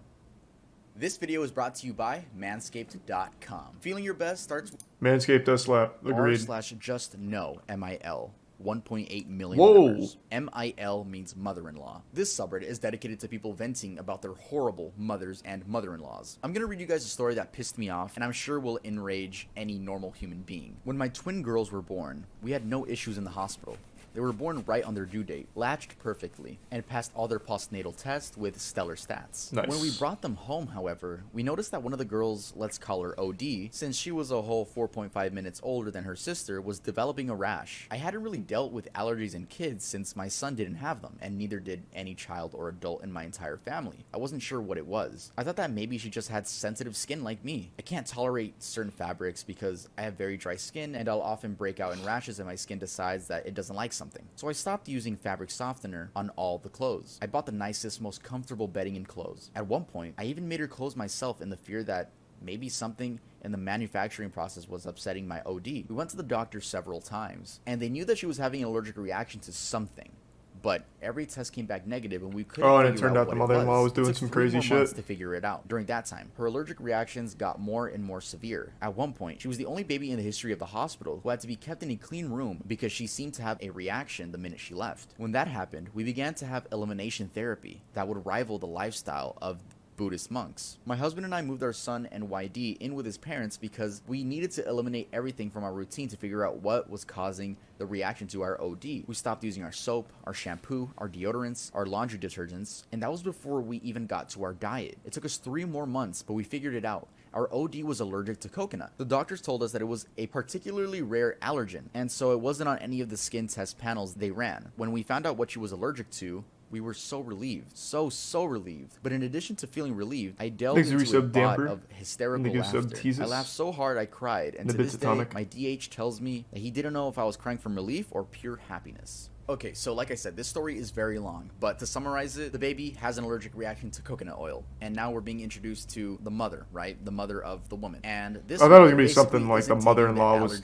serious, like using bleach on the kid or some shit. Like, what was gonna happen? So let's skip to where the grandmother is taking care of the baby. My mother had put coconut oil in both my daughter's hairs when they were playing the previous day before bed. The girls loved it when my mom did their hair, and so they asked for braids, and my mom was doing their hair. She put coconut oil in both their hair because it would make for smoother braids. According to my son, OD started to get a little dizzy and itchy when my mom was doing her hair, so my mom gave her some kids Benadryl, which made her sleepy. Since it was close to bedtime anyways, the kids went to bed. Giving her Benadryl was something we did whenever she had a mild reaction, since it usually meant she accidentally came across some coconut from a secondary source. We also showered her head to toe immediately to erase any lingering traces of it. My mother simply gave her some Benadryl and kept the coconut oil in her hair and put her to fucking sleep. The Benadryl made her sleepy and unable to wake up or be conscious enough to wake up her brother or cry. She vomited in her sleep and the rash spread all over. Her little body was swollen to twice the size. That was sad. She had asphyxiated in her sleep. She died painfully and slowly in the early hours of the morning. My mother was never arrested. My father did leave her, though they're not officially divorced. The majority of my mother's family refuse to speak to her, and the few that do speak to her only do so on a limited basis. She currently lives on her own in a small town, and every couple months I'll get a call from her telling me how sorry she is and how she just wasn't thinking, and can I please find a way to forgive her. She wants to come see me. The only thing I can find to ever say to her is, you can come see me when you bring my daughter with you. If you guys want to go read it on your own, it's a lot longer than what I just said, and I know what I said. Man, that's probably one of the most intense ones on that subreddit. Horrible. That sucks. The rest is probably like my mother-in-law baked a dry turkey. That's what ignorance does, man. Let's move on. Jesus Christ. R/jailbait. The Urban Dictionary definition that was a big one back in the day. Female who is under the age of consent. That shit was dresses, fucked. acts, and appears as if she is over the age of consent, and who does nothing to correct that impression when she is bedded. Yeah, when I read that, I was like, whoa, what kind of victim blaming, dude? Why are you getting mad at them? Like, nah, I don't want to get off track, but it's just weird when guys are like, yo, you shouldn't dress like that. Too young. It's not even your life. Just fucking move on. Go on Reddit. Actually, that's what they were doing. It was just a place where creeps would talk about underage girls. At the time, Eric Martin, they used it the front page almost every week. Subreddits, including jailbait, by claiming that it was one of the side effects of promoting free expression on the web. Reddit administrators took down the subreddit after a user shared a picture of an underage teenager, saying that he had nude photos of her as well. And many users were requesting, you know, send me. Yeah, it's just pretty disgusting stuff. Yeah, he's underselling how popular that was. Back when I first found Reddit, I would have been, what, a junior in high school? Jailbait was usually on the front page. That was a massive fucking subreddit. That would, what year would that have been? 2011-ish? It was fucking crazy. Yeah, and that was like, for some reason on Reddit, that like was totally normal. And I remember someone made a big hoopla. I don't remember, it might have been our atheism, to be honest, because that was also huge then. Someone made like a huge hoopla, like, why the fuck are we just allowing like open pedophiles on the site? Like, super transparent. And they're like, no, Jailbait's fine. Jailbait's good for Reddit, actually. It was like a huge controversy when people were like, we need to get Jailbait the fuck out of here. But they fought tooth and nail. That was on there for a long time. Like a really long time. Much longer than you'd expect. Spontaneous H. This is That's the story Twitter of now. a Redditor who documented Okay, I guess. injecting heroin. I'll read the main posts. I did heroin yesterday. I am not a drug user and have never done anything besides pot back when I was a teen. Ask me anything. This is a little long. I've never been a drug user. I drink once in a while and smoked pot years ago back when I was a teen in high school a few times, and that's it. I'm 24 now, have a master's, and a well-paying This one's full-time fake. job. Yesterday, I was Usually walking the through personal Washington stories Square are. Park, where I pass every day, and there are always people looking to sell drugs. Not in the park anymore due to the cameras, but it is well known you can meet a dealer and do the transaction elsewhere these days. Said They Damper usually and don't Prime solicit drugs Sebi. to you unless you stop to stand around near one of them for some reason or look like you're looking for something. Yesterday, I happened to stop by a row of benches to check some messages on my phone when a dealer on the bench to my right asked me if I need anything. My life has been pretty boring the last few years, and I felt like I haven't really lived, taken any risks, or done anything crazy. So I figured, what the hell? Maybe I'll buy some pot. It's been a while. I said yeah, and after asking me several times if I'm a cop, he gives me his number and tells me to meet him at a fast food place several blocks away, and he will, quote, hook me up. Sleep I was well, blown away by man. the power of this drug and how orgasmic it felt. I never understood why people did drugs before and got so hooked on them, but now I see why. I have the urge to do it again, but I will resist and not do it, at least not for a long time. I understand the addiction potential and how someone could easily tear apart their lives with this stuff. Heroin is pure powdered pleasure. I actually feel proud of myself for having the balls to do something this crazy, and I feel like it was a valuable life experience and my window into another world and part of society. I'll never forget the day I did heroin. Now, ask me anything. 2 weeks ago, I tried heroin once for fun and made an AMA. I have been using since and shot up for the first time today. No. AMA. Wednesday night update. Fucking, I'm still withdrawing, throwing up, and sweating out gallons of sweat. I really want to use and relapse right now. I know I shouldn't. These urges are so strong and overpowering. No shot, Please these are help real. me if you Nah, can I before usually get don't chance believe to. the Fuck my life. personal I wish I was ones. trolling and this was some elaborate lie. I was doing everything right, have been clean, and somehow a rumor got out that I've been using, and my girlfriend found out. She basically broke up with me last night, but is now putting that decision on hold. I have some serious unrelated business/work I need to attend to in 2 hours, and I don't know if I'll be in any state to be able to be ready. I can't stop crying. Fuck heroin. Fuck my life. I guess I don't need to say that since heroin pretty much fucked my life for me in under 2 weeks. I just want to die. I am a patient in a psychiatric hospital. I was also technically dead last week. Ask me anything. Well, you guys will be Thanks, happy to Yusuf know Twista. that this person is actually still alive. Even though this all happened about 12 years ago, this user actually came back 4 months ago with an update. It's been a while. This is not an AMA or anything exciting, really. I saw a disturbing and sad post about an opiate overdose on Easy tier Public 1 Freakout slang. and was reminded to try to Is it log totally in fake? and Yeah, check this. I guess probably. it's been over 3 years since I checked this or posted anything. I find this Reddit account pretty overwhelming. I'm just posting to let people know that I'm still alive, clean, and doing well. Thanks to everyone who reached out in messages checking in over the past few years, and sorry if I can't get back to you. Here's another comment with more details where he responded to another user. It has been coming up on almost 11 years since I have used heroin, any hard Thanks, drugs, Yusuf or Knife him. alcohol. That was November 2010. A few years ago, I had a slip and just smoked weed, which is a bad mistake, so I consider my current total clean time 3 years since I count that. Nice. We actually had a happy ending to this one. Love that. Love that he's still okay and doing just fine. It's kind of crazy to just be like, hey yo, let me just shoot up some heroin. Fuck Is it it. tier 1 My life's gifted? kind of boring. Oh, should I document my experience doing that? No, I'm just kidding. I'm just kidding. Yeah. Yeah, no. Alright guys, that's gonna be it for this video. Don't click off yet. Don't click off yet. I knew wanna say almost all of something. In those. the community tab, when I was telling you guys to leave requests for Nice. video ideas, right? Or like Reddit ideas for this one. People were saying that I He didn't just, even like, cover steal True video Cells, which idea is topics, surprising. and I just cover them in a mediocre way. Which Do you guys remember True Cells? That was a little bit before the big incel explosion. Thanks to Prime Grant. Wow, most people don't seem to remember it. True Cells was basically, they were the progenitor to modern incels. They had a lot of very sad dudes that would post shit like women should be kept on farms and men should be allowed to buy women to fuck them. Like really horrible stuff. Like incel shit before it became mainstream. That one was pretty wild. They had like full websites full of like hundreds of pages where people would like write some real gross shit and their weird view on the world. Thanks to resub Asa.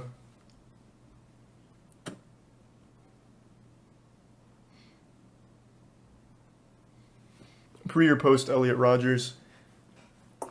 Fuck, I'd have to really think. I'm not sure. I think it was post because I vaguely remember that one of the websites had Elliot Rogers like their poster child. So I'm thinking it was post Elliot Rogers. Yeah, it was fucked. Thanks to the voice crack, the resub Shoof and Cypher.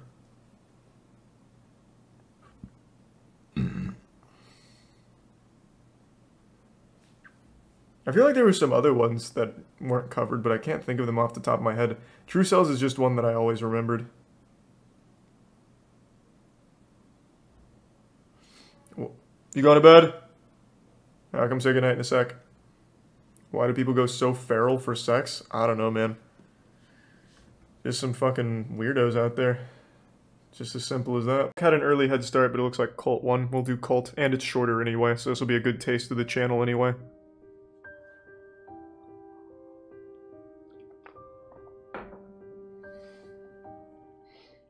It goes without saying, Thanks to the Prime cults are Smooth. infamous for a very good reason. They are known to indoctrinate people, manipulate them, Mhm. and use them as a collective for the goals of an individual cult leader or a harmful belief system. In many cases, they target individuals that are very Thanks to the 5 gift subs, vulnerable, Gaming because they're Legacy. generally more Resub likely Nuke and for Ghostly. leadership. Desperate people tend to look for desperate answers and tend to not use their better judgment. Take, for instance, the story of the miracle mineral supplement that claimed to cure just about anything. Hey, I remember that. Autism. And as it would turn out, not only did it not cure any disease, did not help any disease, but also contained bleach. Cults thrive when followers of an individual collective prescribe themselves to blind misinformation. Oh, here, hold on. With all Sorry. of that being said, today you we're go. going to dive back into retracing the digital footsteps of one such cult. This is the story of the now defunct Reddit cult of Cantelmoism. I've been on Reddit since day one, going from Dig to Reddit, and I've never heard of My encounter with this bizarre Cantelmoism. topic first What started the when I was looking fuck? for more internet mysteries to do videos on, and I was on another popular subreddit called the Reddit Bureau of Investigation, and I found a post that read the following: Thanks, super Prime unusual Soul. subreddit where every Give post sub is Roberto. gilded an absurd amount of times. Here is ISS Gold, the subreddit in question. I'm pretty positive they're all bots, but why circle jerk thousands of dollars into gilding onto these posts for no reason at all? There has to be So some they're a reason Reddit why. gold At the time I had cult? first checked out this That's subreddit, cute. it was still up, but as of now has been made private. In a nutshell, there were Thanks countless to Tier posts 1 in this Elite. tiny subreddit that contained a vast amount of Reddit gold and silver. At first, it appeared like some sort of test subreddit, something very similar to the YouTube channel WebDriver Torso. While I couldn't Thanks find to any Resub proof this was a test Crabio and subreddit, Yeet what I did Yang. find out from a Soulless. comment was what led me to this topic. A user had commented that this could have a possible connection to r/Cantelmoism, which dropped me right into one of the most interesting I stories like the name. I've ever come across on Reddit. Trying to access Sounds like some old Middle-earth shit. r/Cantelmoism, you'll notice that the entire community has been banned. What's interesting here is that Reddit actually took notice of this community and banned it altogether. Keep in These are mind 5 there's gift an subs. Collage? r/Scientology subreddit Or that is collagen, wide excuse open. me. So what was Thank so you, bad collagen. about this one that Reddit had to take action? I will note the reason for this subreddit being banned is listed as for being unmoderated, but I highly doubt that, as you'll soon learn more details. If you trace this entire situation back, this all starts with a Reddit user by the name of Chris CGC, whose real name is Chris Cantelmo, who became notorious Hey! on Reddit for giving away upwards of $70,000 Goddamn, in thank you, Reddit Tier 1 badges, Craig and the which was 5 gift subs calculated again, by his own Phantom. mods Thank you, on his Phantom. own subreddit. If you look into this guy's background, you'll learn that he owns a medical company called GL Sciences, as well as a few other companies in the past. Very for which he successful made quite a Redditor. bit of money. Just to make sure, He if must you're use unfamiliar with r/finance. Reddit badges, they're used as gifts from one Reddit user to another and are displayed on posts. They are usually given out as a good job award for being particularly funny or helpful. Reddit Silver is the cheapest Reddit badge you can put on a post. The next tier Embarrassing. is Reddit Gold, It's which gives garbage. you 1 week of Reddit Premium. Yeah. Lastly, there is Reddit Platinum, which provides 1 month of Reddit Premium. If you're unfamiliar with Reddit Premium, Thanks, Yusuf essentially it is Aftershock, just a Yusuf membership Dago, that unlocks a Yusuf variety of features with Anarchitect. Reddit, including the option to turn off ads. Prime Moving loan. back to Chris CGC, he became well known, as I said, for randomly gilding posts on the r teenagers and r/dank memes subreddit. Keep in mind, this guy clearly targeted a younger demographic by going for those subreddits. For example, in this individual post, it would cost about $350, which features 69 platinum badges. And oh, he's an epic memer, big man. User who posted this. This was imagine fucking CEO being a memer. Basically, be handing out money every single Okay, that's day. Elon Musk. Actually, never mind. This was even so common that they created an entire subreddit called Children of Chris, dedicated to people who were gifted gold by him. At first glance, this seems entirely harmless. This guy was being generous with a lot of money and was reported to be spending thousands of dollars a day on gilded Reddit posts. As you can imagine, many people didn't have a problem with getting free Reddit premium memberships, and it got to a point where people would just pass this guy's name around and say, "Message Chris, he'll send you gold." As I said, at first it seemed surprised I've never heard of this. It seemed like this guy simply had a bunch of money to go around and was willing to pull stunts for the sake of entertainment.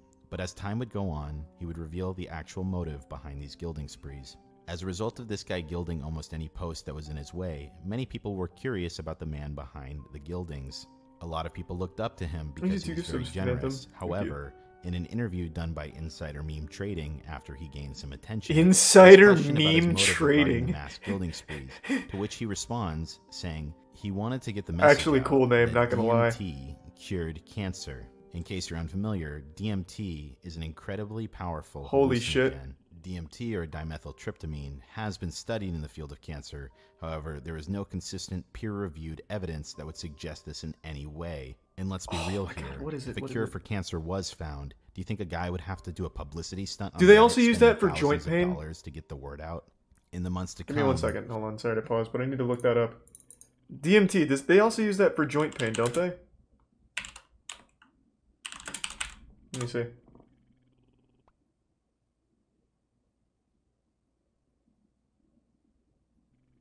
No, this isn't what I was thinking of. I remember a couple years back, I knew a guy that was peddling hard for some, like, really pseudoscience-y liquid jar-ish shit. Like, it looked like what the xenomorphs were born out of. And it was dimethyl something. I remember that, which is why it started to, like, fucking Winter Soldier me there for a minute. And he was like, this'll work, this'll cure your joint pain, inflammation, might make you taller, it's gonna make your beard more full. DXM? Maybe. Thanks for the hey, Socks. Good to see you, man. Thanks for the 5 gift subs, Socks and Lich. Jesus. Give you the generosity tonight. Goddamn. He still found some notoriety and started sounds to like get a following HGH as a result of his generosity. No. Something I want to note here, many of these followers were not in it for the sake of his teachings. However, they were a byproduct of being around him. Nonetheless, a portion of people stuck around and did listen to what this guy had to say. And there are former believers of Cantalmoism. And as time went on, and through the help of Cantalmoism Exposed, a subreddit we will get to, many people started to outline the potential symptoms of a forming cult. As I said earlier, looking back on this situation is I highly doubt it's like a real cult. All the original threads surrounding probably just an updudes to the left. Thanks for the gold, stranger. Deleted. Not to mention, Chris CGC himself was also banned from Reddit. In fact, Chris has been banned more than once. People collectively created a comprehensive list of alternate accounts that Chris was creating, and most of them are banned. What remains is a subreddit called Cantalmoism Exposed, in which we get a full understanding of the situation. The sidebar of this individual subreddit reads the following. Cantalmoism is a cult of personalities centered around Chris Cantalmo, who came to prominence on Reddit through his mass gilding sprees. The cult espouses a form of psychedelic New Age pseudoscience, ranging from innocuous beliefs to dangerous self-harm. Oh, okay. Members of r/teenagers for recruitment. We are here to aggregate information about Cantalmoism and help people make informed decisions to avoid further recruitment. Among the pinned threads in the subreddit, we find one called Outline of Initial Concerns with Cantalmoism. Here we learn quite a bit about this whole fiasco. The thread reads the following. I'm interested in whether or not any true cults have ever emerged on Reddit. I've been following Chris CGC and his sub Cantalmoism. I started out participating for the awards. I had 5 years of premium after a few days of participation, but once I had more than enough gold, I continued to participate out of interest for what is the strangest, most cult-like sub I've ever seen. Today, it is starting to get more renewed interest by the Reddit community. As a leader, Chris CGC has been suspended by Reddit for 3 days, and it was mentioned in a popular and just deleted Ask Reddit thread described as a really weird cult-like subreddit run by a guy who gilds literally all the posters.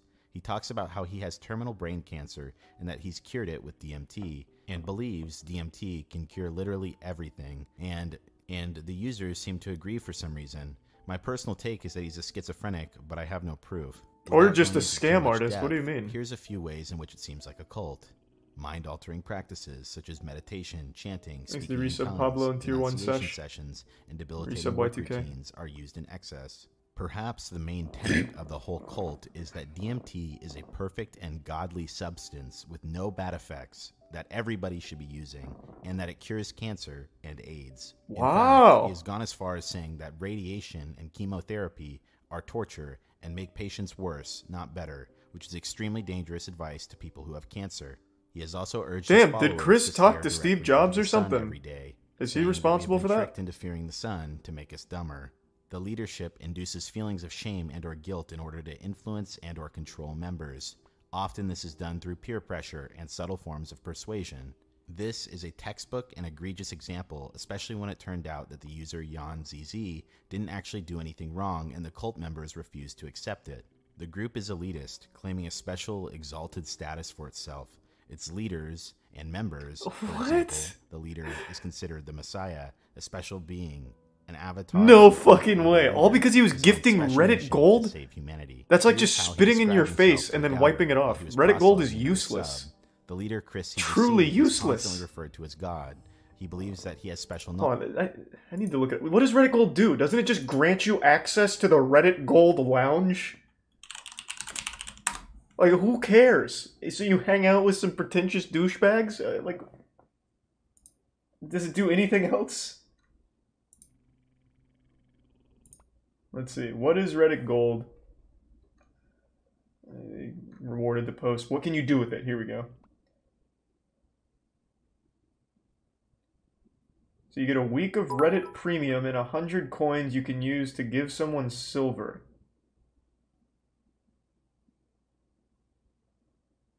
Is there ads on Reddit? I can't say I've perused the internet without an ad block in years.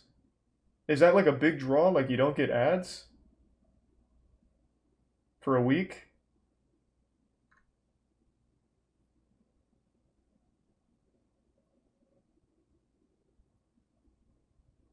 Oh, okay. It seems like an awfully large thing to say that the guy who gives you Reddit gold is the Messiah. Jesus. Thanks to the Prime Poison. Thanks to the Resubble Kami. The spirit world and wants to use the knowledge for the express goal of world peace. The group is also preoccupied with bringing in new members. Monetary rewards are gifted with participating in the sub. The group is preoccupied with money. He spends thousands of dollars a day gilding members with Reddit money, and he also is increasingly paying members real money and offering to pay for their plane rides to That's a great deal. Wait, he's just giving away money? He spent over $100,000 recruiting followers with a main focus on just fucking pretend to call him the Messiah. Who cares? Free cash from a weirdo. Outrageous things he has said, but I think that thankfully most of these are not taken completely seriously by his followers. His most devoted followers definitely still believe him, though. It seems like Reddit is starting to catch on and get worried, as his account was just suspended for 3 days for telling people to call me or visit me to experience DMT as anti-cancer treatment. He encourages schizophrenia and believes that it's caused by excess DMT and that hallucinations are completely real.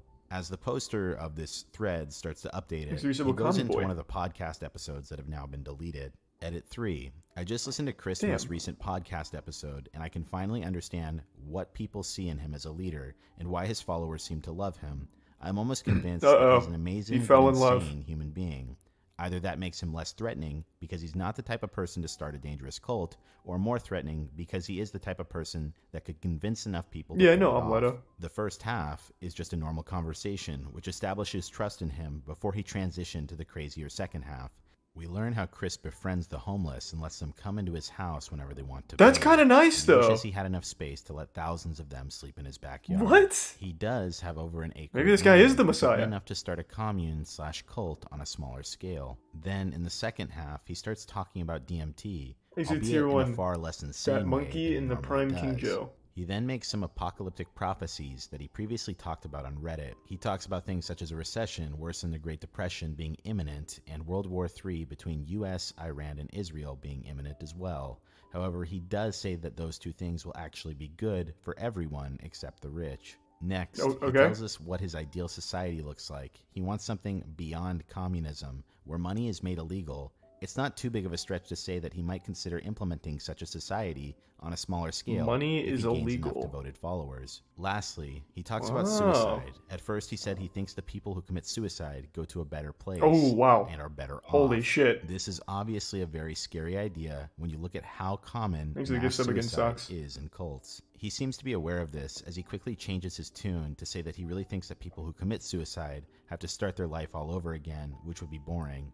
Overall, Holy there are shit. some Jonestown vibes, but mostly he just seems like an extremely moral, charitable, and crazy person. His followers fall in love with him for his morality Didn't and pop up charity, for me, Kaiser. missing Well, out thank on you the then if you crazy did, man. side, and that's where I think the danger lies. Alright, now, as I said previously, many of the links are dead. However, Interesting. going over to his website, we can in fact see many of the claims and the beliefs held by this guy, and Thanks they for still some stand Monster under the Shark and discovery Gonna Barf section in the of Prime website. Chronic. While it might be insane to think that many people even remotely entertain this guy, he made examples out of a few of his devoted followers. Jonestown is one of the most wild stories, some cases yeah. up to $15,000. Whoa. As a result, many people sucked up to him in hopes of financial gain. But at the time, Reddit turned a blind eye as they were getting paid through the nose by this guy. I personally believe, as well as many other people, that most of his so-called followers were just in it for the Thanks sake for of I'm money. crazy in the resub And when there yish. stopped being handouts on a daily basis, almost all of his followers started to turn on him for not providing evidence of his claims. At first, some people were willing to be patient since Chris had never provided any proof towards his claims regarding DMT. He came from a scientific background and would constantly post about his upcoming research being published. However, that obviously Wait, never is this happened. Chris? This guy doesn't look like a dank memer at all. Looks like Tom Hanks in character. I thought it was gonna be a young guy. Cult leader my ass, Grandpa. At another point Ew. in time, one of Cantalmoism's main Give me back followers that got a Reddit restraining order gold. from Chris, which led to him getting doxxed. This led to death threats for leaving the group, and ultimately this situation was starting to spiral. Later on, death threats would flood into basically anyone critiquing the group. However, many people noticed that in many cases, it was just Chris on an alternate account. In an effort to keep some of his followers on the hook without any financial incentives, Chris became desperate and would make alt accounts pretending to be news Exactly, outlets, witch stating that doctor. they were working on a story about his research. However, obviously people saw right through this. Up to this point, even the most devoted followers started to not be able to turn a blind eye towards his childish behavior. In many situations, he resorted to name-calling, like a 5-year-old, and in other cases, he Let me even read told a one. person with cancer that he was an idiot. As a result, his own subreddit turned against him.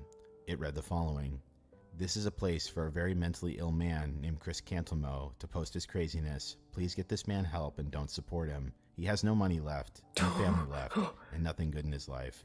Damn, Chris, fucking blasted So that on your leads us own closer dank to meme. today, where around a month ago, this Reddit community as a whole has been banned. I can only imagine because Reddit wasn't getting paid off nearly as much. While Chris still remains online on his other platforms, he's still trying to recruit members in person, but his digital footprint still remains. I wanna check out Even that his channel. own Discord turned against him, and one of his top followers has now taken over. From an outsider like myself, looking at this entire situation, in my opinion, Thanks for the I resub, Mo. definitely see how this seems quite premeditated. I can see the angle a lot of people have mentioned regarding this guy MacGyver. being mentally ill as well. However, it seems like from the very beginning, this was calculated towards creating a cult. This guy comes from an educated background. He graduated from Yale. He set up a website. He targeted impressionable people, and he used one little sliver of attention and was vindictive towards anyone who didn't agree with his beliefs. Thankfully, however, the situation Hey, thanks for the has been 10 new avoided subs to a again, large Cyax. It's good degree. to see you tonight. Something Hope else you're I doing should well. note is that I Thank you also for the believe to a generosity. certain extent Chris has been experiencing a degree of psychosis. Uh-oh. I don't believe this guy to be mentally stable due to the constant drug use. Here we had a guy with a great livelihood and a good life, and he was well off. Then, seemingly out of nowhere in the later years of his life, after being an atheist for 56 years, he becomes ultra-spiritual as a result of taking DMT and He other just wanted to drugs in start a excess. cult, man. He just did it the refers to wrong himself way. as a god, and all of his teachings should have point started to playing obvious Minecraft. delusions and psychosis. That being said, I don't think talking shit directly to this guy helps whatsoever. As a result, anyone watching this video, don't go harass this guy. His brain obviously processes information differently, and even though what he attempted to do was terrible, it won't stop him from continuing appreciate it, doing what he's Cyaxis. Thank you for the This guy generosity needs again. professional help. Instead, this video stands as something much more effective Thanks for the again, some Kaiser. situation than directly talking shit to him. At this point, if anyone comes across this rabbit hole or topic on the internet, they have a reference point to which they can understand how this group came to being and avoid it. With that being said, I thank you for joining me here today as we looked at Well, that was the actually kind of weirdest stories I've interesting. ever seen on Reddit. This is Barely Sociable. Have a great night. Is that true? Only one guy said this, but now I have to know. Did Chris Cantelmo actually kill himself because this video? I'm gonna look it up. I feel like I'm being lied to, but that would be horrible.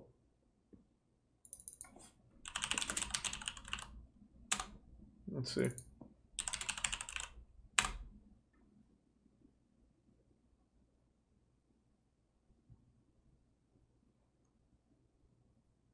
Oh my god.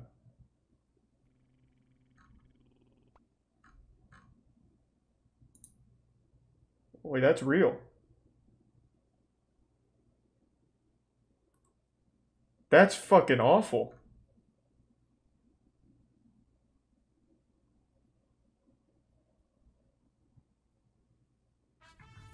Jesus Christ.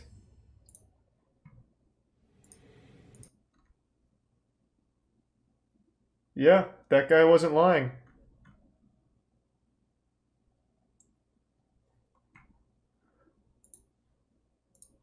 Wow. Well, that was a ride. Holy